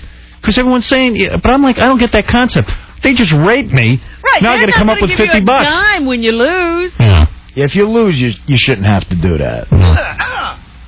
So many phone. ODB stopped by, so I got to get him on next. Oh, he is here. He's here. ODB just got out of prison. Got to talk to him. We got to talk to him, but I got so much still to tell you about. Well, we got all week. Vegas. Take it easy. I forget. I bought a book. I did. I bought a book to write stuff down. I have so much to talk about. I got a book here to read to you. But yeah, you did. We wanted to make sure you said how nice Picasso treated us. They were great. They were great. They were great food. All right, look, when we come back, here's the plan. We talk to ODB, find out what prison was like for the dude and what he's up to. And what he's up to now, because it sounds like he's still under a lot of restrictions. Dirt Dog is the best interview ever. And remember, he just got out of like some kind of mental evaluation. Yeah, he's fine. Don't worry about him. Yeah. He's fine. Well, they let him go. He must be all right. When we come back, the interview you've been waiting for. ODB, Old Dirty Bastard. He's back. Now he's Dirt Dog. Yes, he changed his name. I don't know why. Because who He's wants got to... a lot of names, though. Little Baby Jesus. Little Baby Jesus, but he's Dirt Dog. You can call him what you want. Little Baby Jesus, Dirt Dog, ODB. We call him the best interview ever. Okay. Right after these words. All right, tonight on E, the Vegas shows start airing. All the excitement, all the fun tonight on E. That's going to be great. Lots of fun. Don't miss the Miss Butterface contest. That's the highlight. Can't wait. Although tomorrow night, I know, is Artie's basketball game against the woman. Another highlight. Another highlight. You mean when I shattered women's athletics? Yeah. How'd you do that? That show. I mean, come on. How'd I do that? They should shut down the WNBA. Artie, you lost. Do you remember? Yeah, but Robin, she's a 24-year-old chick in incredible shape. She played for Penn State's Final Four team. Yeah, but she wasn't she was an off-the-bench player. Hey, here's the deal. She didn't know you had an outside shot, so she let you get away with it at the beginning. And then she didn't know that every time she went to the basket, you were going to tackle her. Garrett, Yeah, here's my point. beat up a girl. Here's my point. A guy with a comparable resume to hers, I never would have touched the ball. That's the point. Because she was the guy wouldn't think you'd be a gentleman. He'd go and beat you up. Tell you what, I think this Artie... girl expected you to be a gentleman. I think Artie proved the point, and I think that Artie could be in the WNBA. No, he couldn't. I do. I was just looking at the promotional stuff for the WNBA. I know Artie couldn't take those women. Robin, I basically won the game. My last point was in and out of the rim. I had 40 drinks the night before. She Go was on play Penn State. one of the NBA women. It shouldn't have been that close. I think Artie's right. Go play Thank the you. WNBA then. Let me see. Well, They don't want him because he has a penis. yeah. See? By the way, They're Robin, discriminating against congratulations to you, for Razor Magazine. Is this a Ramp Magazine? Okay. God, there's so many magazines. Ramp Magazine. don't know that one. They have a list of the hottest women over 50. 40. No, over 50. Oh, really? And Robin Quivers. Laugh and the world laughs with you. Laugh at Howard Stern and you'll be joined by the hardiest ha-ha in the business. Howard's trusty, busty, sassy sidekick, Ms. Quivers, simply tickles our fancy. You're on there with Goldie Hawn, Susan Sarandon, Dolly Parton, and Pam Grier. Wow. There you go. That's some illustrious company. You are in the sexy over 50, and I think your weight loss put you in the top. Just put me over the top, did it? ODB was licking his chops during... Yeah. He was like, you lost some weight there, damn. That's right. So, where were we? Before ODB came in, we were talking about Vegas, my trip to Arizona. You were in the midst of telling us about... we had just finished up, I guess, talking about Siegfried and Roy and your night on the town with Artie. The farmer. Yeah, Artie the farmer. Siegfried and Roy. You know, New Jersey is not that far from New York. Yeah, I don't know what happened. I grew up 10 miles from New York. Hard to believe. I'm sophisticated in other ways. So after Vegas, I was all stressed out because we had just problems after problems with equipment and this and that and the other thing. And so I had some meetings on Saturday in Vegas about the movie Porky's in Rock and Roll High School that I'm producing. Your movie people brought the meetings to you in Vegas? Yeah, because to come over from L.A. takes 45 minutes. So I was right near Arizona. I decided to go to Arizona. I was going to go to one of those spas that offers peace and tranquility. So I got booked into one. I show up. This was Saturday night. They had a prom, a wedding, and a 60th birthday party all going on at the so-called resort. At this peace and tranquility place. Yeah. And I was like, oh my God. And like people had, cameras, and then I'm down by the pool, and there's a wine tasting group from town shooting like I said, this is like being at the Hard Rock. It's a nightmare. I want to just go and be by myself a little bit, So I called my travel agent. I was freaking out. I just said, listen, I mean, this ain't for me. I go in to eat dinner. They got like disco music, and the prom kids are all in there with me. And I'm like, this is not relaxing. You're supposed to go. I wanted to do tranquility. Walk in the desert. Hiking. I know what you want. How did you end up there? My travel, I said the reason I use you guys is because you always check everything out ahead of time. Well, the guy who runs the place, he came here and he told us about it, and we trust him. And I go, well, don't make me the guinea pig. So you're not supposed to be at a place that has weddings at all. And weddings, prom. You said there's over 350 cars. Yeah. Just I was like, this isn't what I asked for. So I got in a car.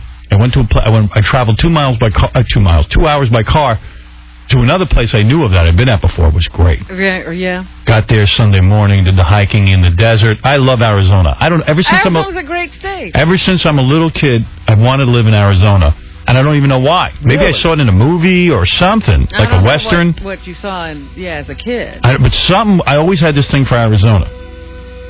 And you go and they do like hot rock massage and... It's like very... Get in the sweat lodge. It's very... They have sweat lodge. I know. But they didn't have it while I was there. They got an Indian who teaches you sweat lodge. You go into a tent and you sweat and like you bond with, nature. Sauna?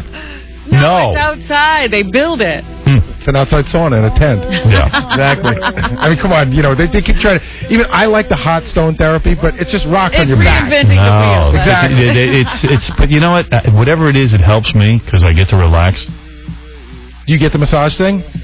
Yeah, well, I got there. I walked in the desert, which I love. I love the desert. The desert? The desert. You walked in the desert or the forest? No, it's Arizona. It's a desert.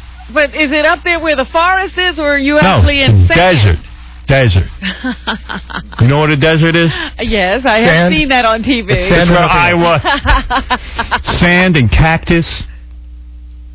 I loved it. And I walk through there and I relax. I think I'm Lawrence of Arabia. You put yourself in one of those outfits?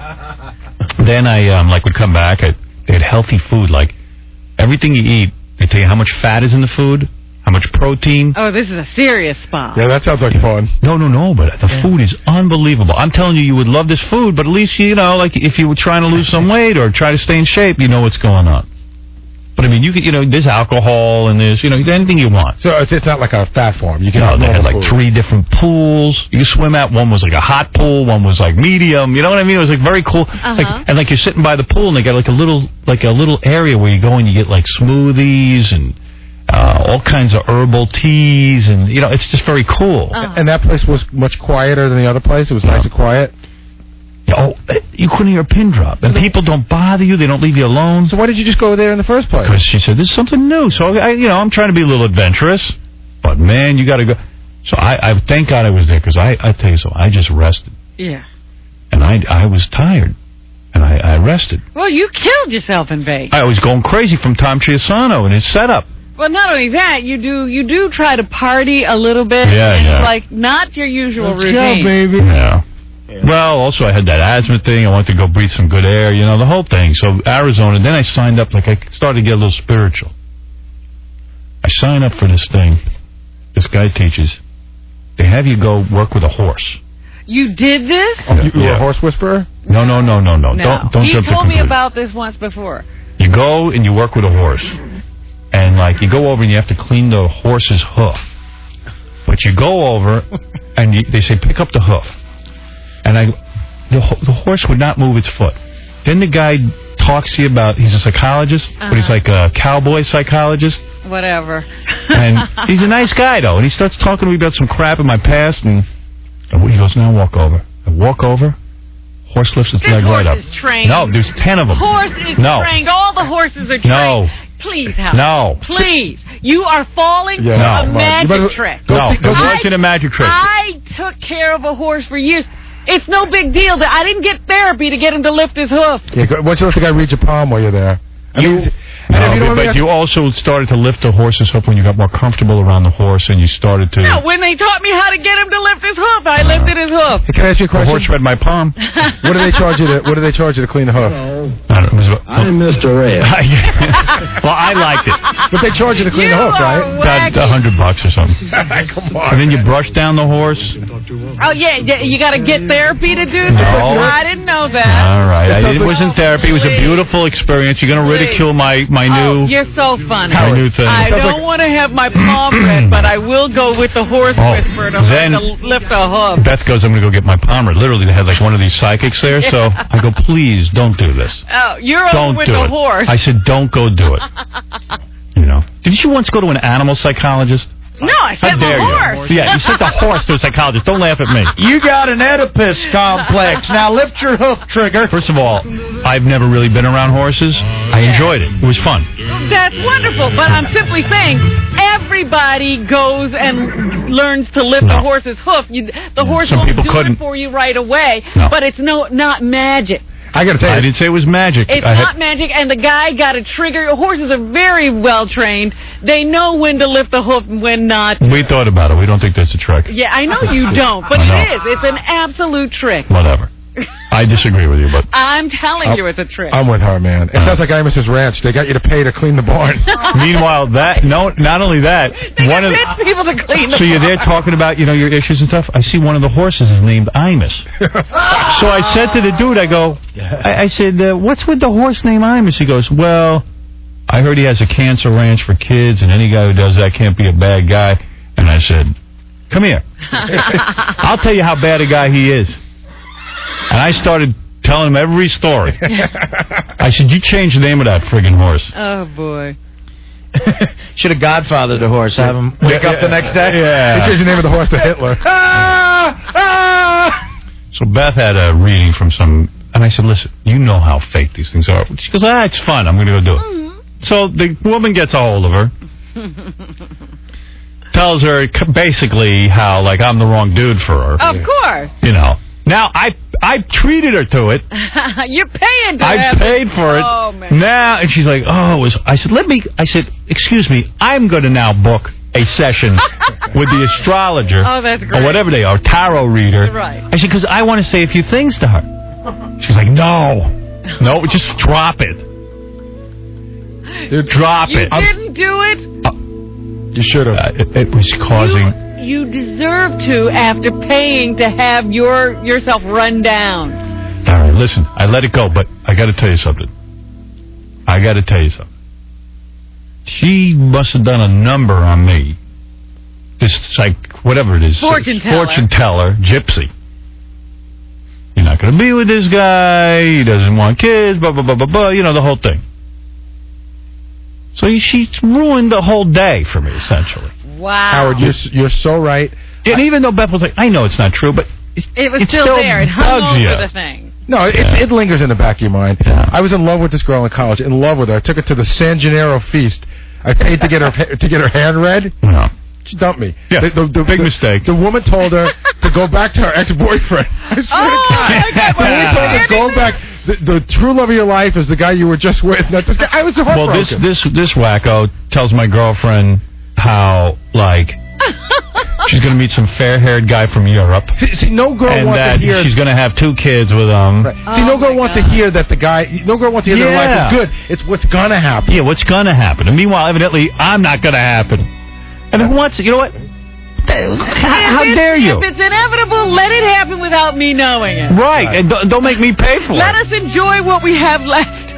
Scumbags. How come any of those people can't give me tomorrow's lottery numbers? You know why? Because it's fake. No, And you know what? Yeah. 22 people are dead because of those damn tornadoes. Where were the fortune tellers? Yeah. I don't know. I'm telling you, these fortune tellers, there should be a law against them. Yeah, it's If I'm never, President Bush, forget about terrorism. Go after the fortune tellers. it's never like you're going to meet a fair-haired man and the Knicks are going to cover. Right. Yeah, so take the Knicks. Yeah. Right. You know, with the points. Or go to Vegas. You're going to win. Right. So that was going on. Wow. So I was out there in Arizona, and I loved it. I loved this place I was at. It was not. I'm the only I reason. can't believe you fell for the trick with the horse. Oh, I loved it. I loved it. And you know what? It made me get in touch with some stuff. Oh, God. Yeah. The horse They told should me. trick you more. The horse told me the psychic not to go to the psychic. Stephen Baldwin. Oh. Hey, buddy, what's up? We're in Arizona.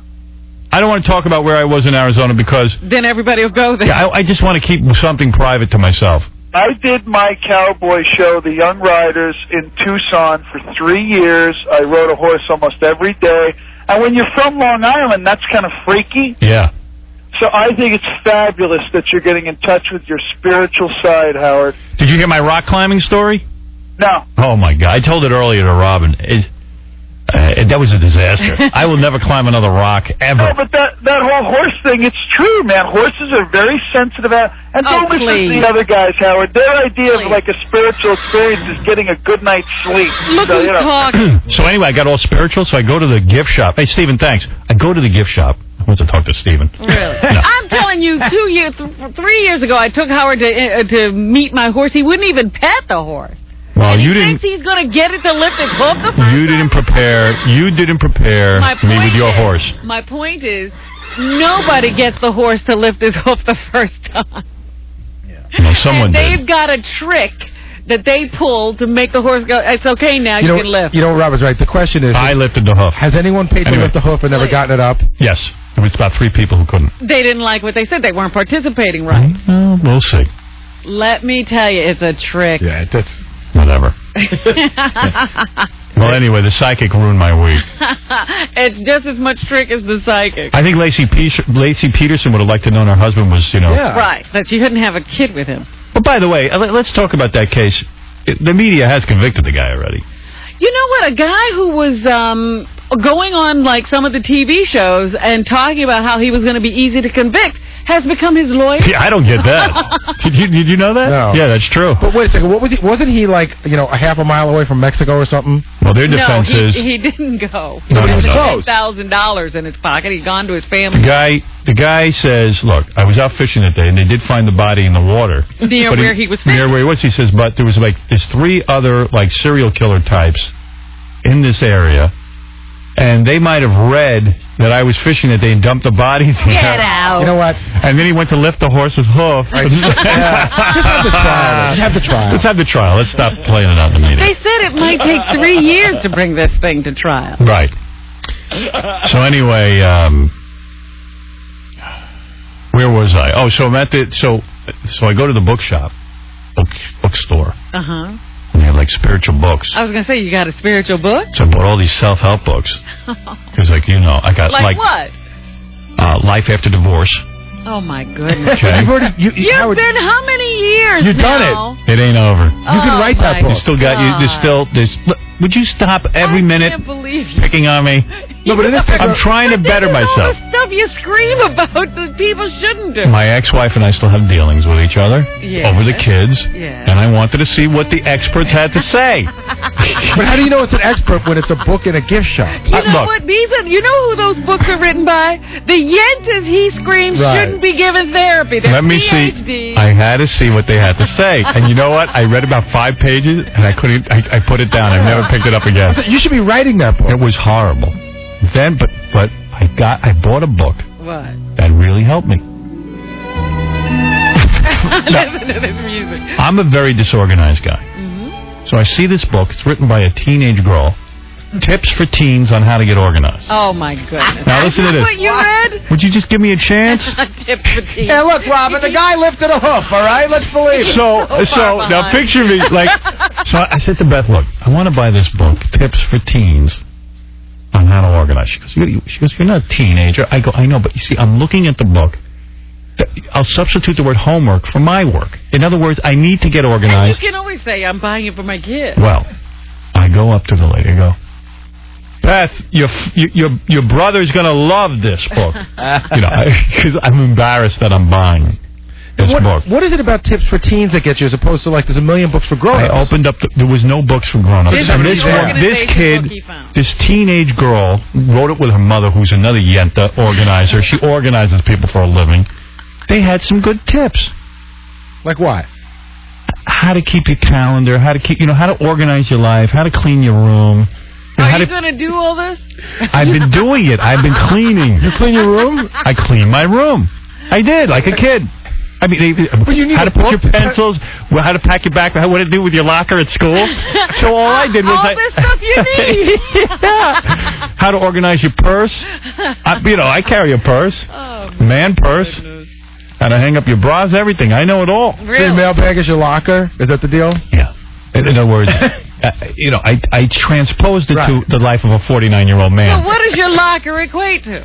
Well, here's what it is. You have stuff that you keep at home. Yeah. You have stuff that goes in your backpack that's that transfers, and then your locker is, in a sense, would be my work here.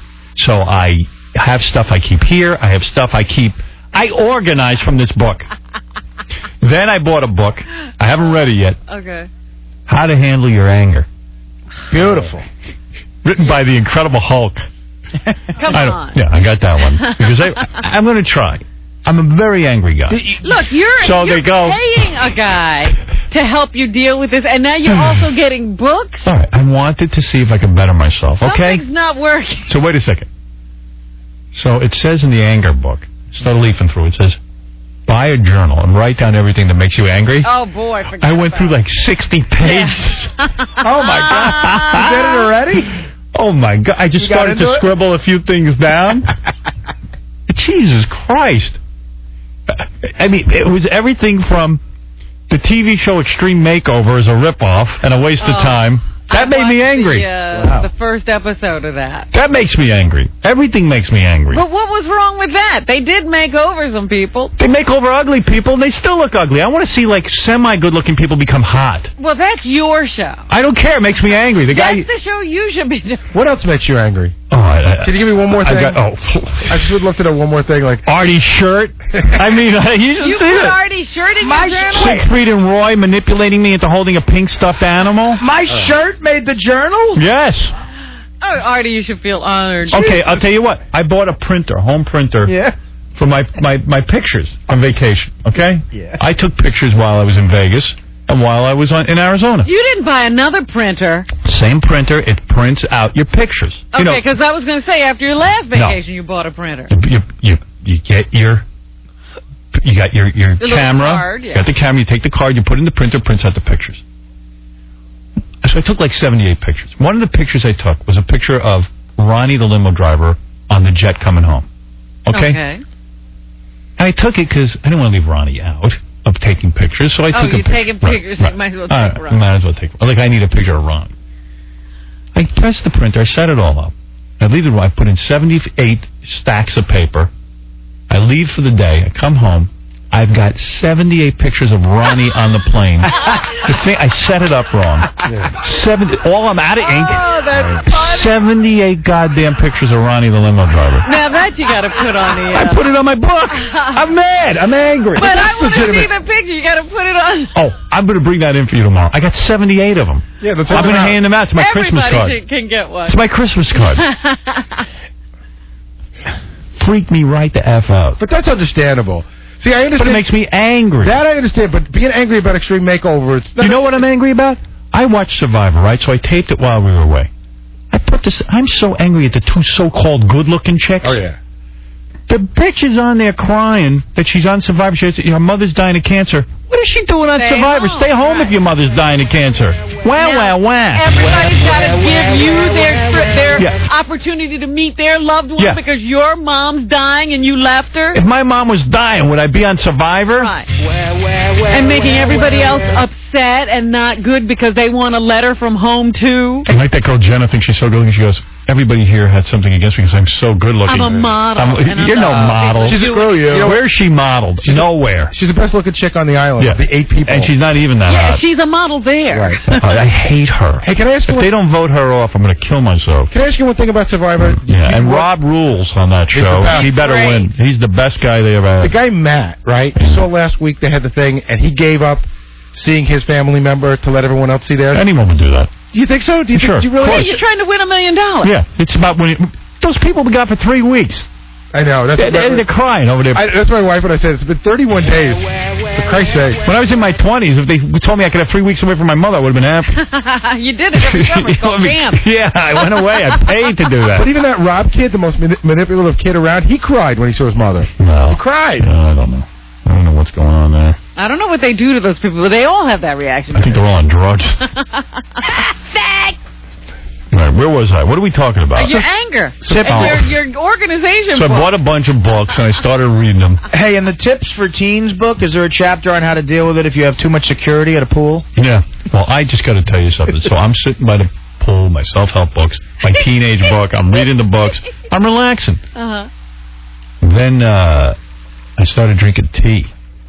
Like, I figured, okay, maybe this will relax me. So they have different things. They have their tea. Yeah, it's like you went to Tibet or something. No, they have like little teapots. English tea. I went to I even brought home a teapot.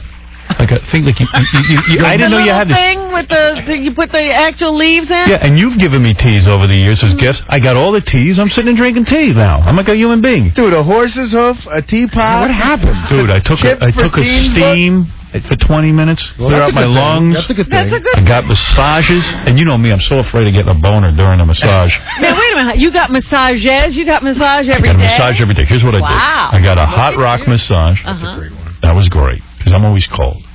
Then the next day, the broad just gave me a regular massage. So then, they booked me into this thing, because I'm with Beth.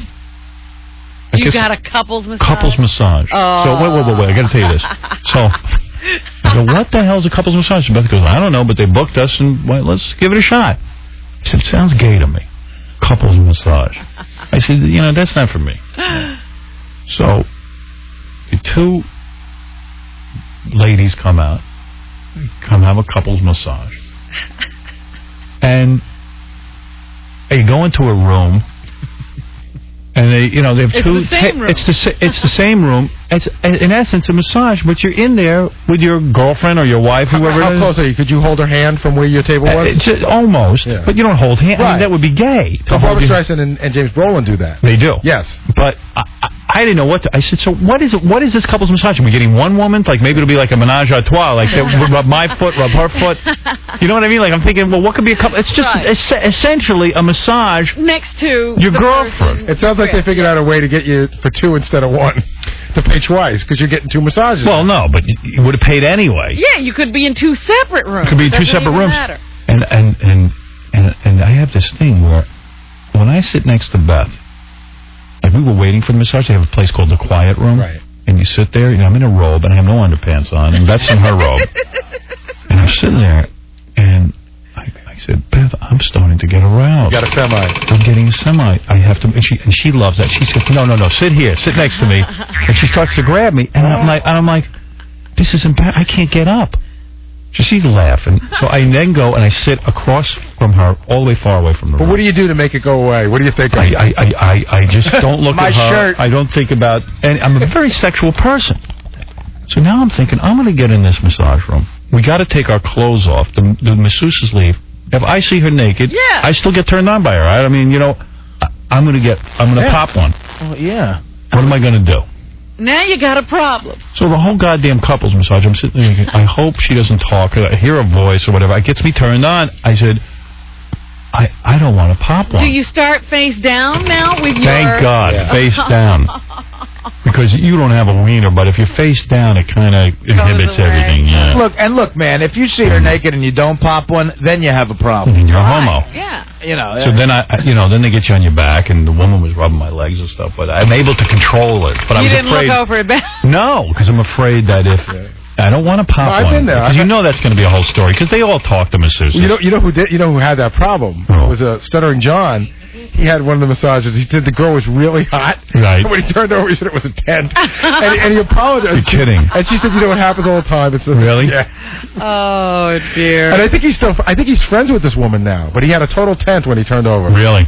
I'm always afraid of that, but I seem to be able to control it. Because, hey, I'm not trying to be gross, but I'm a dude. I tell you, I've made it literally, been able to turn over with like seconds to spare. Mm-hmm. Like I just have to start thinking about baseball and just, anything to get back to normal. You know what? I farted once when a cute chick was giving me a massage. Did you really? You know what? These I girls got say... so relaxed, and I went and I heard it. You woke yourself up? Yeah. Beth was talking to one of the massage therapists, and she said, I guess you got her to say, some of the job is gross, because a lot of these people, it's health food and stuff, and there's a lot of beans and stuff. They fart through the whole goddamn, and it stinks. Yeah, well, mine wasn't health food. Right. It really is so embarrassing. A lot of them say, a lot of these guys come in playing golf, they don't take a shower before they get their massage. They Are you stink. kidding? Well, don't they make you, though? A lot of places make you shower. I took a shower in the locker room and got into it. I mean, I don't want some chick rubbing me when I stink. Because God knows I stink. Well, anybody after they've it makes you feel more comfortable. worked out in any way. Imagine just like taking your sweaty clothes off and... No, I I can't. bet you John does that. Hey, you know what was really embarrassing? With your nails? I was getting a massage, and when the massage therapist, he went to my feet because my nails, she put gloves on. You're kidding me. I swear to God. And I didn't know... So what does that tell you, dude? This guy, he takes his shoes off by the pool. There's these big claws on. Everybody's gross, thick nails. out when he takes off his shoes. So wouldn't you, knowing that, wouldn't you groom yourself? I didn't, even before a massage?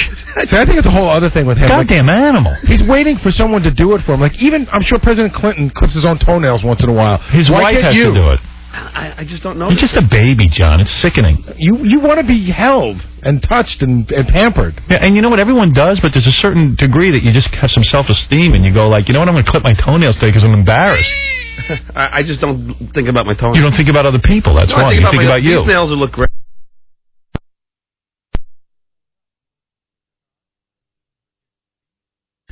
Sometimes. Your wife never complains. That's when I know to cut them when I can't jog anymore because it looks like it just if the shoes don't fit. I can't jog. Hey, and what happened with you? What happened with you the time that you popped? Gorillas. You had a it was so embarrassing when I got a little aroused during the massage. She says it's normal that it always happens because blood rushes to that area when they do your legs. I think you could control it. But she was really cute, right? Yeah. I think you were giving her a signal. Okay, whatever. No, I never got a happy ending. Ever, but I'd like to. I know, they never do. John wants to be like, he wants it to be like, I couldn't stop her. I got a friend who insists that's not cheating. It's not. That's not. What are you talking about? It's not. Because you're getting a massage and the woman starts... It's therapeutic. It's part of your massage. Of course it's not cheating. Well, she's licensed. Who would say that's cheating? Only a girl would say that. Please, that's not cheating. It's not. If you're in that, when you get in that space as they're rubbing you, so you're not really there anymore, you're kind of... If that happened and you're kind of like not there, and then suddenly you wake up and she's doing not cheating. Is that cheating? No. All right, so that's not cheating. But question. the moment you wake up and you don't stop her, that's cheating. Here's my question. You know what? Just stay asleep. That's getting a massage from a really good-looking guy. Right. Well, first of all, that's wrong. It's cheating.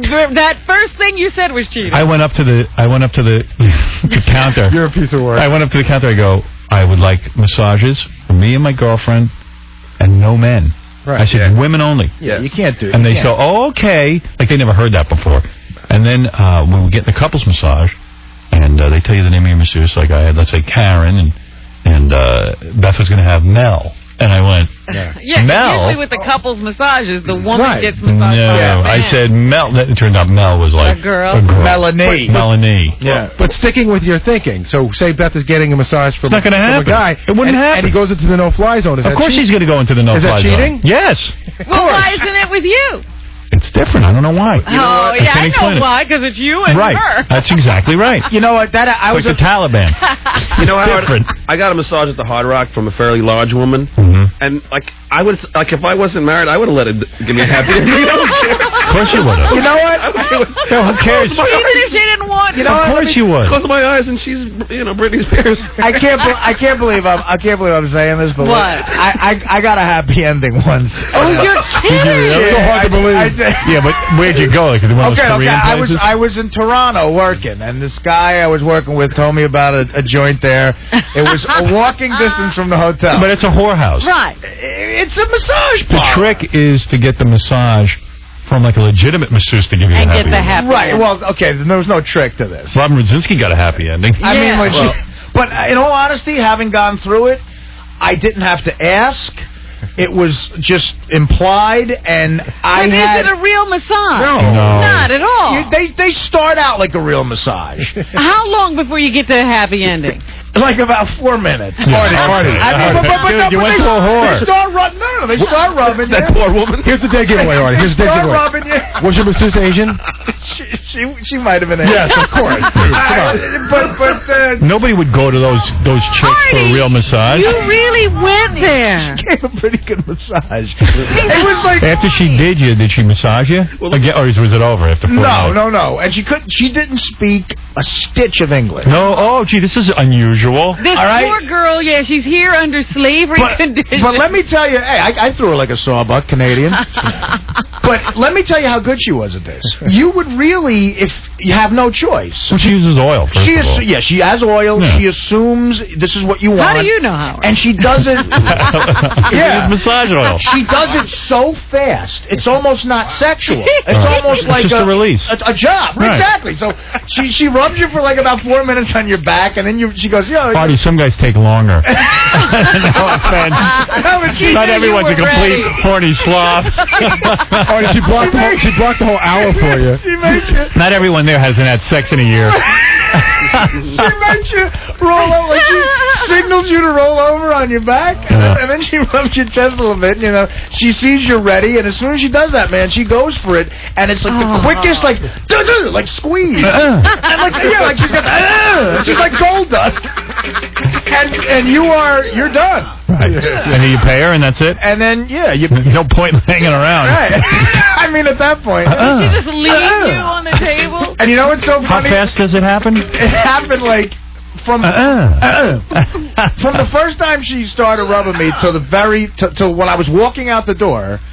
The whole thing took like 11 minutes. But you're acting like you're shocked by this. You knew where you were going. No, I knew where I was going, but I had never had it done before, and not have since, by the way. Was that your first massage, and then ever since then you've been looking for another masseuse? Yeah. Artie's like, boy, these massages at the Hard Rock suck. Let me tell you what happened. Let me tell you what happened after that. I ordered a massage at a nice hotel I was staying at. And you're like, hey, you're like running around naked. I ordered a massage at a nice hotel I was staying at, so my only experience with a massage is that thing in Toronto. Right. So they send up a guy. All right, so a guy, this was the funniest moment ever. A guy is standing at the door, my hotel room door, with one of those tables. Yeah. And I look at him, and I go, he never said a word. Yeah. I look at him and I go, dude, are you going to make me say this? And he goes, all right. He just turned around. I mean, he had like hairy knuckles. I gave him the once over and I said, dude, you're not going to make me say I don't know how any male masseuses work unless you're horny broads. And there's no horny broads that need a male masseuse. Right. But a woman doesn't necessarily mind being massaged by a man. Fine. I'm not letting any dude touch me. Gary would do that all the time. Gary has massages from men. It was ages ago in a place I went to. The gym I went to only had same sex. Same sex. That was it. So you know what? You quit your gym because you're at a gay gym. Dude, you know what I had once that was really strange? I had a gift certificate to a place that someone had given me, and I called the place, and they said, we're under construction, but were doing out calls, which was really weird. All right. So it was a totally legitimate place, but they sent a woman to like this apartment. She set up the table and everything, and I kept thinking, if I were her, I would never come into a stranger's apartment. Yeah, I mean that's crazy. I mean, But they do it all the time. I would. It's insane. But do you know how the Toronto thing ended? It was, in Toronto you could walk all over the place. There's great food. I left that place, and I went. There was a place by the hotel that had the best eclairs you ever had in your life. So I left that place. Which was better, the hand release or the eclair? I got an enormous eclair, and I was walking down the street eating that eclair, man. And if I had a videotape of my face, it has to be the most relaxed I've ever been Wow. in my life. Wow. Hand releasing an eclair all the way 20 minutes. Can't they deliver the eclair while you're getting your hand release? Yeah, like with a full mouth, you're like, I'm ready. After you get hand release, do you really want to see the inside of an eclair? Well, that's what happened. I was walking down the street with an eclair like a dum-dum. It reminded him of his good time. Yeah, hey, you know what this reminds me of? We got to take a break. We'll be back. We're going to do news for you. There's a million other stories to tell from Vegas and everything else, but I don't know when we'll get to all this. I could talk all day about stuff that happened. I got a whole journal full of things that made me aggravated. I can't believe it just says Artie's shirt in the anger journal. Well, I'm shocked that your therapist never recommended that to you, because that's what I used to do when Really? I first started therapy. And sometimes the writing gets very big, when you get really angry. probably when you were writing about stomping on my face with your feet. Was Washington nutcase. Yeah, I'm the nutcase.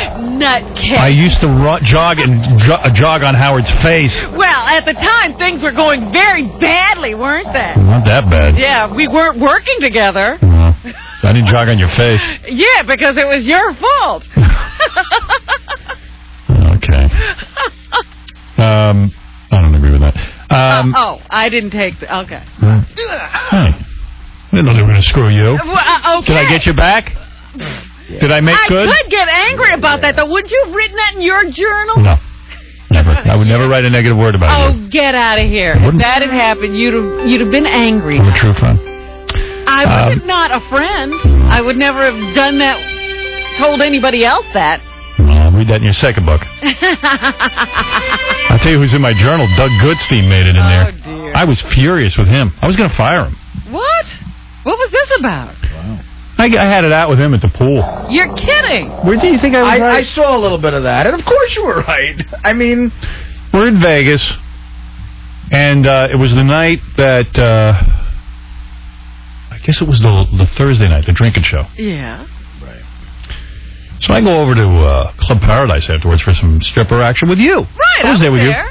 Should have seen Robin at the strip club. I was with you. I Did a saw few lap Robin at the dances. strip- Oh, please. You know what's You funny? know what? You guys stop buying me lap dances. You know what happened at the strip club? we were in that back room, and you made it really, really dark.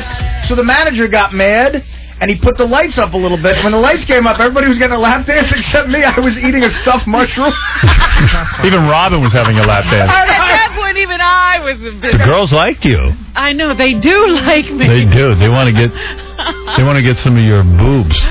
Oh my goodness! I saw. I'm very popular with the Club Paradise girls. In fact, they all knew that I had escaped the last time, so they were ready. They said, "Everybody watch Robin. Make sure she doesn't leave the room." I heard you giggling. What else are you gonna do? Yeah, that was a fun. After the drinking show, that was a fun time. Yeah. So anyway, we're in the back there having fun and all that kind of stuff. Yeah. But I thought that like a lot of the chicks from Club Paradise who were dancing during our show were going to be there, and some of them were really hot. I was looking forward to some stripper action there. So I don't know. The next day, Ralph calls me. Goes, "Did you hear that Doug Goodstein had a party up at the Hard Rock?" I did hear that he had a party in his room. I said, nobody told us he was doing that. No one told you. No one told me. He had 15 of the Club Paradise girls there. Are you kidding? No, and why do you think the Club Paradise girls are there? They think it's your They party. think it's my party. They're doing it. The Club Paradise girls don't make house calls. The hottest ones. And first of all, Robin, it wasn't his room. He got the stripper pole room. The stripper pole room. Our room. Our room. And if he's gonna, we could have had that party. And he didn't. He didn't tell me. B, he's basically. I go, "You're using my name." He goes, "I didn't use your name once." I go, "No, dude, they're doing How it do you for think you." You're there. And then he's like, "Ha ha ha ha ha." I'm like, well, dude, now I owe them a favor for your stupid party. So wait a minute. Now you're down at the pool on Saturday, I guess this is, or Friday? Yeah. And he starts telling the story? Well, I found out from Ralph, and then I went to Ronnie. I go, hey, Ronnie. I go, did you hear Doug Goodstein's having a party? He goes, I was there. Whoa. After you went to bed. I went. Yeah. I wasn't told about it. I didn't know anything about it. No, nobody told us. He's a little operator, Doug Goodstein, busy with his little party plans. And yeah, because I even thought, why is he having a party? Well, I don't mind guys entitled to have a party, but don't use the Club Paradise girls for the 15 that were on our show. No, but it's like, the end of the Vegas trip party. Why is Doug Goodstein throwing it? Doug's always about throwing parties and charging people for the parties. And I don't even know. So there was a fee? Was there a fee, Doug? Yeah, there was a fee. Cut it out. Seriously. What do you mean cut it out? I told you. I thought it was wrong. Totally wrong. Okay, tell me how. Explain it, and I'll keep quiet. I will. Please. Okay. Each year when we go to Vegas, the last day of the show, I throw a party. Good. Usually in my room. Fine. For the E-crew, for the guys, for the staff guys, and some of our freelancers. Got no problem with that. Not a crazy, out-of-control party. Pretty mellow for a few hours. Okay. That was the plan this year. Why would you need a party in your room when you got all of Las Vegas to party in? But go ahead. Okay. What's to be Doug's room? What's the attraction? Yeah, did you come to Vegas to go to Doug's room? It's a party. It's a party. Yeah, go ahead. So tell us about the entertainment. So that was the plan. That was the plan. Okay. So then, I was talking to some people from the hotel, and I told them that I was going to have a party up in the room. And they were like, well, why don't you use that private room in the hotel? No problem with that. Because Howard is not using it tonight. We asked him point blank, and Howard said he is not going to use it. Okay, I still have no problem with that. Okay. So then we had the party. I invited some people up, invited some guys from I told Gary. And from there, that's it. We had a party. No. How did the Club Paradise girls get there? Okay, who sent them over? Right now. No, yeah. Dude, do you think I would? How long have I worked for you? Wait a second. Why do you think they all showed up? And how did they know about it? Wait. You said you're going to hear me out. Well, you left out the most important part. No, dude, here, listen, Howard, I would never use your name. I never have. I've been with you for 9 years. Why were the Club Paradise girls there? Because they were in the hotel. Oh, they were already there. Yeah. Okay, yeah. Another show for someone else. And the guys from the Hard Rock mentioned it to them. They knew you were not in the room, and they sent them over, and there were about 6 of them, and they came over for about 30 minutes in and out. So not true. And the girls were the girls who had been on I the went show. to them, and I said, yes, this is Howard Stern's party. Please come up. Doug, let me ask you something. Out of all the parties going on, do that to you. all the of course you don't overtly do it, but I'm saying out of all the girls, the Club Paradise girls don't go to any parties. They don't show up as the Club Paradise girls. I did not say, please, Club Paradise girls, come up. This is the private party. It's the Howard Stern show. But you're from the Howard Stern show. Of course they think that's what it is. Well, then they came up because they were in the hotel, and they did it as a favor. Dude, I didn't... Let me ask you something. The girls were all given dances for free. Am I correct or not? Yeah, they did. But why do you think they're doing that? Those are working girls. I get what you're saying. I totally get it. But I did not use your name. I would never... Yeah, of course you did. Do that. I didn't invite them up there. You didn't say by name. They think they have to do that because they're from Club Paradise and they're trying to please me. You know what that was? That was the party we had the year before. Yeah. They thought they were coming back. But Howard, I invited, like 15 or so guys? Ask one of them if I mentioned that the Club Paradise girls... I didn't even know the girls were coming up there until they literally were in the room, and I was like, cool. All right, okay. I got to go. Dude, you don't... Mr. Operator. Whatever. Mr. Operator. Yeah, I'm an operator. You are an operator. Yeah, give me one other example when I've ever done anything to disrespect you or your name or the show. Tell me one. Never. Exactly. All right, so this is the first one. I didn't do it, dude. I don't operate that way. I do everything I can not to use your name and exploit you. Doug, how about when you helped out after 9/11? That's disrespectful. Yeah, you weren't here. Hey, Artie, you should have borrowed my shirt, you dummy. You're right. Doug offered me a shirt, and I said no.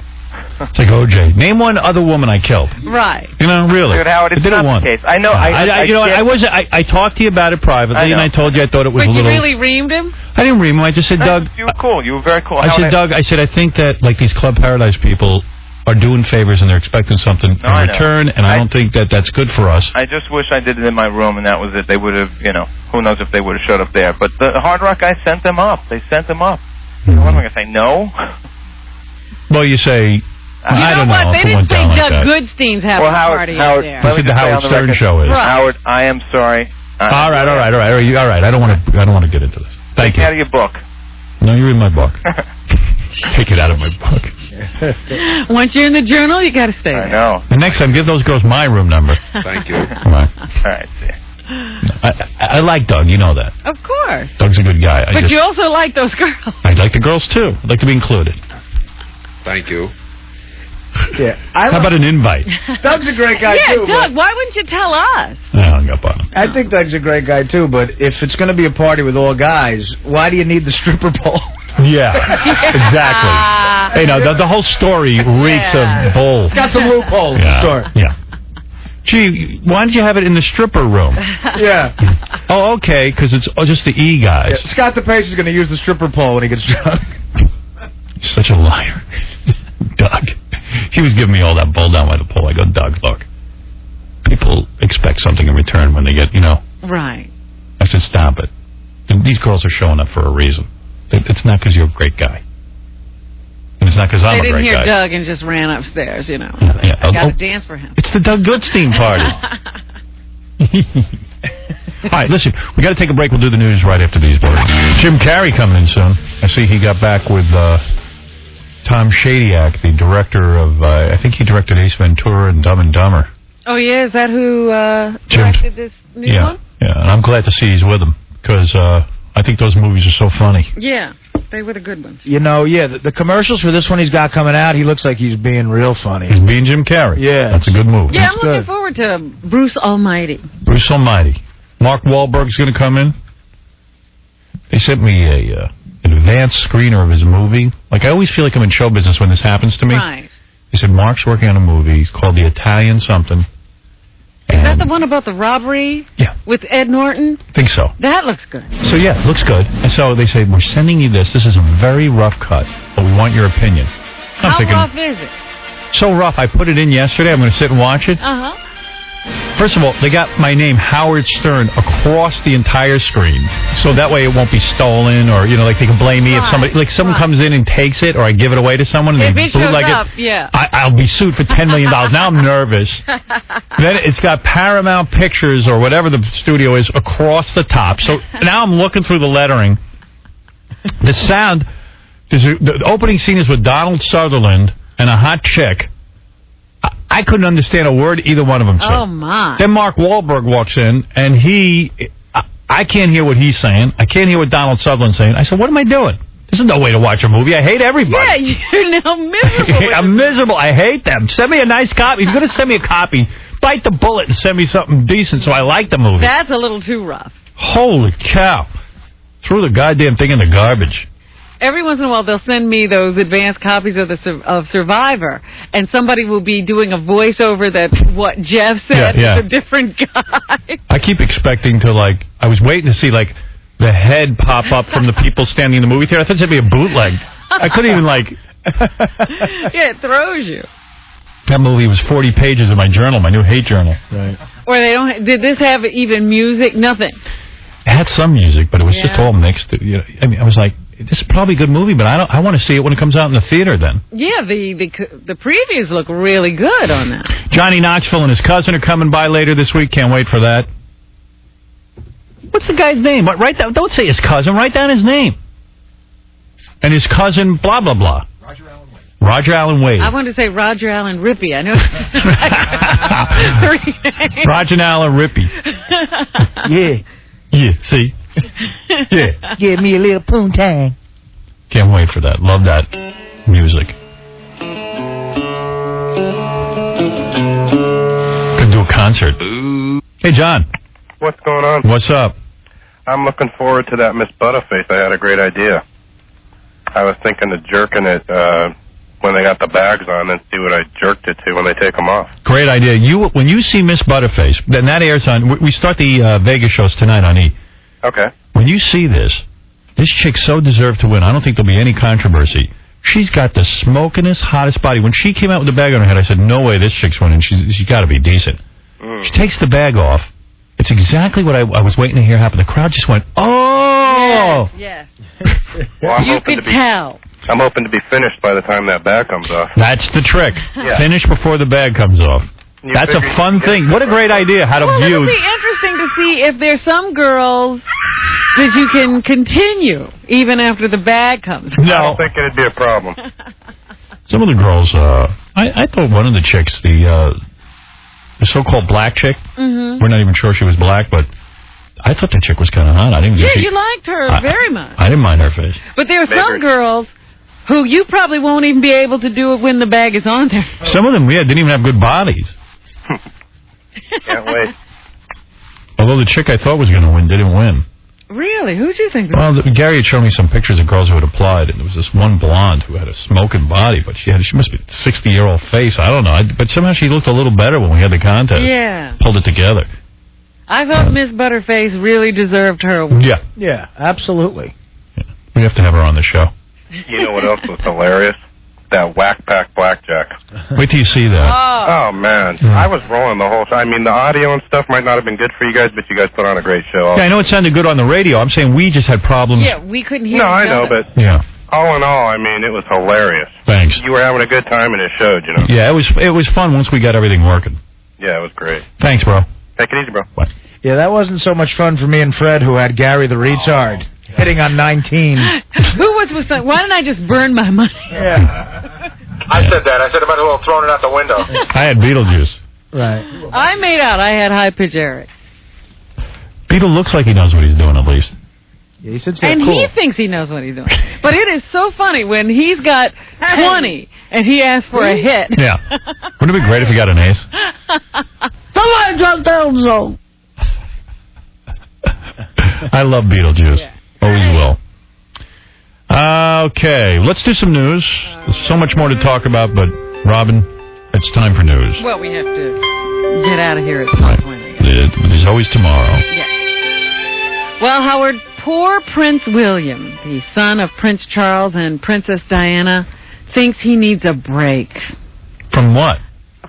From what? Tell me. From being Prince? Yes. Let me do it. He wants to come to the United States and live in anonymity. Oh, is he sick of effing? Where's he going? Arizona? Utah? Where's he going to live in anonymity? I have no idea. I don't think he can be anonymous here at all. You go to Saudi Arabia or someplace to be anonymous. He wants to move to New York City, actually. I read that. I'm sure he does. Yeah. Who wants to come here and go to Wyoming? He's going to be anonymous in Manhattan. Yeah. Worked well for JFK Jr.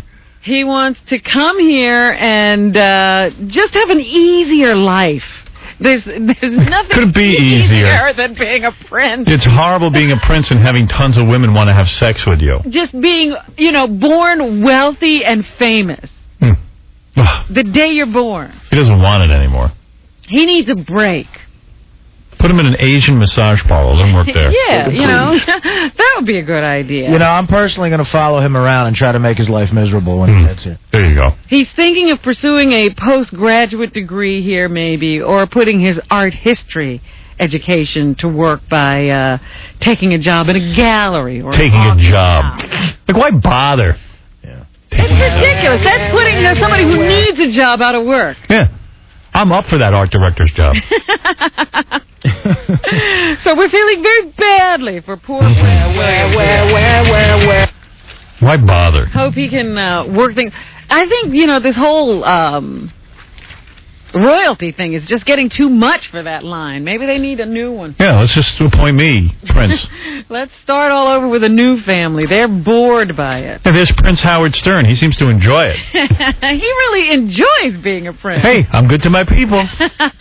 Make me your prince. It's good to see someone embracing their princehood. I'd love to run England. Hey, now, Vegas shows start airing tonight on E. Check it out. All the excitement, all the fun tonight on E. Can't wait. Check out Miss Butterface, too. You're going to love it. Artie's basketball game, the Whack Pack Blackjack. The whole time we were in Vegas, you'd be like walking around the Hard Rock Hotel, and all of a sudden you'd hear, like, Melrose Larry Green was everywhere. Was he? You would hear that. It's like, look at me, look at me, look at me, look at me, look at me. I'm over here. You know what his big move is? I saw him do this to you at the pool, too. You'll be at the pool, and he'll go, Howard, over here. I'm leaving you alone. I'm not bothering you. I'm staying down here. You're up there. I'm down here. I'm not going to bother you. All right, I'm leaving you alone. Yeah, and then, of course, creates a whole scene. Yeah. Oh, he's just sick. Where did people like Gary the Retard go during the day when we weren't on the radio? Back to his cage. Same cage we brought him in. Casey was saying to me earlier this morning, he was right. He goes on a little yellow bus. The Whack Pack has their own little mini soap opera going on that they think that we care about. I know. So they would leave me messages like Joey Boots would leave, I'm really sorry about what happened last night. I wouldn't even know what happened. Nor would I care. Yeah. Nobody cares. Melrose bumped into me, so I had to punch him in the head. And I'm like, so beat each other up. I don't care. They're like, yeah. Listen, someone might tell you that I killed a guy last night. It wasn't me. They get into all kinds of trouble. All the wacky listeners. Well, there's a hierarchy, and some people think that they're more important. Like Melrose clearly thinks he's the king of all Whack Packers. And I saw Melrose kick Big Black out of the backstage area at Stuttering John's show. Yep. He said he didn't want to turn it into a circus. Yeah, he says, get out of here. I don't want this turning into a circus. Oh, my goodness. Melrose did that. Yeah.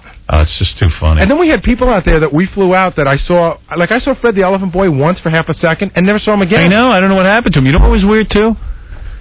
Like a lot of people flew out on our dime and just left. Really? Yeah, I mean, they were just doing their own thing. But I went to Stuttering John's comedy show Thursday night when we were in Vegas. And I'm sitting there, and then all of a sudden Ralph starts heckling John. You suck, like screaming stuff out. And I was getting really bummed out. I was like, Artie was too. Yeah. Is that why you left? Yeah, like Artie was just like, this is lame. I mean, Ralph's heckling John, and Artie works with those other guys, and he's like, hey, that's not cool. Right. I don't think they could hear Ralph. Oh, they heard him. Really? Well, I mean, job of ignoring. Yeah, you could definitely hear the guy. It's tough, man. I was watching Jim Florentine. Mm-hmm. Ralph's like, you suck. This sucks. And they're all really Jimmy's funny a good guy. Jimmy's funny. They're all really funny. And the funny thing, Ralph can't even ask for his money back because he didn't pay. No, he didn't pay. What does he do? Yeah, he's sitting there for free, eating free food, and heckling. Heckling, guys. And he can't tell one joke. No. Has yet to tell a joke. There were a lot of people that got out to Vegas on their own, Howard, that were creating trouble all over the place. Like, I went over to Club Paradise one night, and the VIP room in the back was filled with just, the weirdest people, but I don't know who's in charge of getting in. It was like, D. White Rapper and his girlfriend and Zolar and all those guys. And I heard they were making a lot of trouble. I heard that they were... And did they let him in because of us? I would walk into because I would walk into a room and they'd be in there, and I'm not in charge of who's in and who's out, and I don't know how they got in. And they're just there.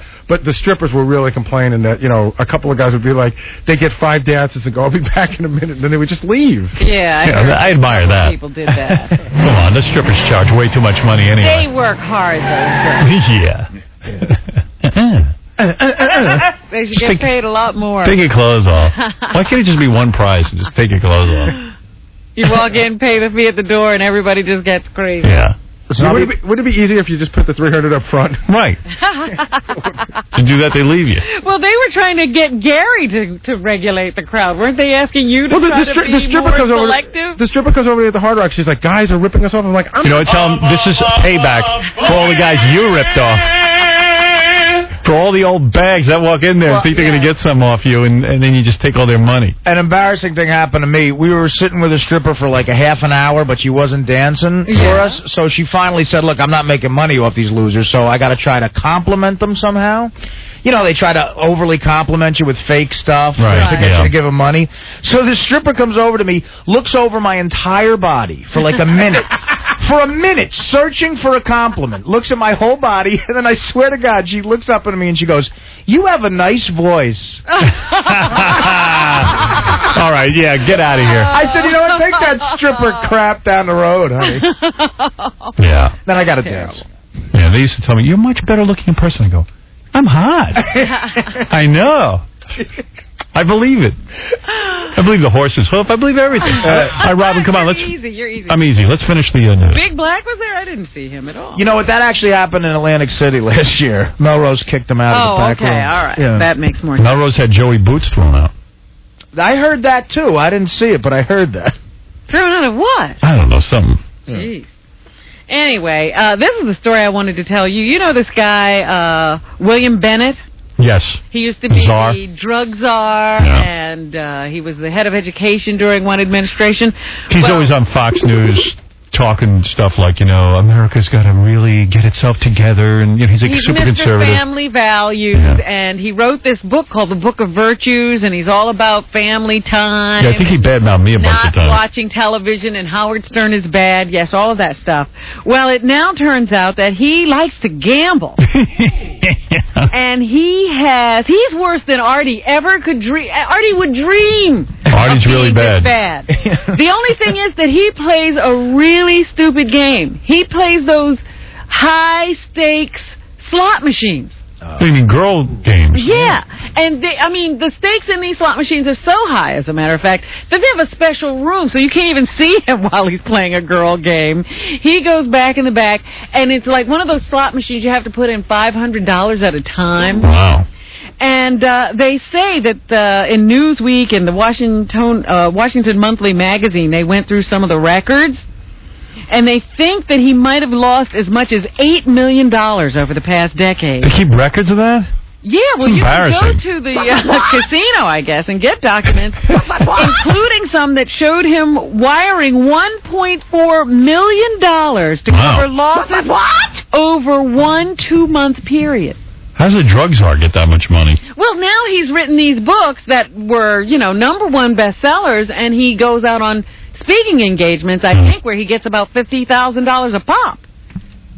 And pisses it away. Yeah, then he takes it to the casino. They said there are at least 4 casinos where he has a revolving line of credit of at least $200,000. And play a game that makes sense, like crap. Oh, with some skill to it. Yeah, at least you roll the dice. Yeah, I mean, how mindless is it to just throw coins in and keep pulling the lever? Does he wear a dress while he plays? Yeah, throwing dice and hoping for a 7. That's intellectual. He has one of those buckets in his lap. Well, you got to think about where to put your bet. He's got a big bucket. Shall I use this machine or this machine? Yeah. They also say that he receives thousands of dollars in free limo rides, hotel rooms, and has racked up losses of more than $500,000 at a time during trips to casinos. Yeah, those limo rides ain't free. Now, his wife has come to his defense. She says that the family is fine, they're solvent, all their bills are paid. It's not like he's, put them into a bad way with his gambling, but she is annoyed at the attention generated by the news of his gambling, and she thinks her husband may have pulled his last slot machine lever. Why? If you're not embarrassed by it. He's never going again. She is embarrassed. Yeah. He's trying to say that he doesn't have a gambling problem and that he never did anything wrong, but it would seem to me that a guy who talks, why aren't you with your family and why aren't you using that money to help the poor? Why are you throwing it into a casino owner's pocket? Because I'm drug czar. Hey, gambling's only a problem if you lose, Robin. Gambling's only a problem. No, gambling's not a problem at all. We are, according to him. Yeah, we're the problem. Yeah. Well, he might have a point. Not gambling. Yeah. Tomorrow is World Asthma Day. I suppose you'll be celebrating. Yeah, it's my new disease. Next, it's World Athlete's Foot. Your new illness. Yeah. No, I got asthma. Yeah. What do I have to do? I don't know exactly what you do on World Asthma Day. I guess it's a time to educate people about the epidemic growth of the disease that has struck even Howard Stern. That's all BS. Among the 20 million Americans who suffer. I don't care. I so don't care. In show business, X-Men is the #1 movie at the box office with a great opening weekend here in the United States of $86 million. And here is one of the stars of X-Men, Rebecca Romaine Stamos. She has the same name as my dog. Well, at least the same last name. Bianca Romaine Stamos. Yeah, they must be related. Yes. Well, here's Rebecca, who says all the characters get pretty much the same treatment in the X2 script. I became a whole expert on acting. Oh, yeah. She was giving me an analysis of a play when she was in here. Oh, listen, she's a big star. Oh, it was I was just like, wow, that's amazing. Yeah, I heard her put on some blue paint, you become an expert. I heard her say someone's accent was laughable. And someone was overacting, and I was like, oh, my goodness, where did she learn all this? She's in during X-Men. It was all like, sort of equal screen time and kick-ass action stuff, but also like meaningful chunks of, things to do. So moments when I said it with quotation marks around it. Ooh, everybody gets moments. And she says her character Mystique isn't bad, she's just misunderstood, too. Yeah, she started criticizing some of the accents in the movie. Well, no, she said that, when she was here, I said, what have you and John been doing while you were in town? And she said, well, we've been going to see a lot of plays. And we went to see Aren't they supposed to be in plays? No, they go to see them. They go to see them to critique them. Oh, all right. Well, hey, listen, who doesn't? So she told me she had seen 9 with Antonio Banderas. And she said, actually, her review was the cast was better than the material. Right. Wow. Which I don't know how you tell that. And that Jane Krakowski, I guess the one, she was overacting. She just overacted her role. Well, listen, Rebecca would know. She's in the #1 movie. Don't laugh. And somebody else had a fake accent that she didn't like, so. I've said to Rebecca, why can't you be more like your character in X-Men and just not speak? Just walk around like in hot. I think Jane would have been better in the play if she was painted blue, Robin. I just went to see the play and thoroughly enjoyed it. I didn't see what Rebecca saw. Rebecca's a trained actress. She's an expert.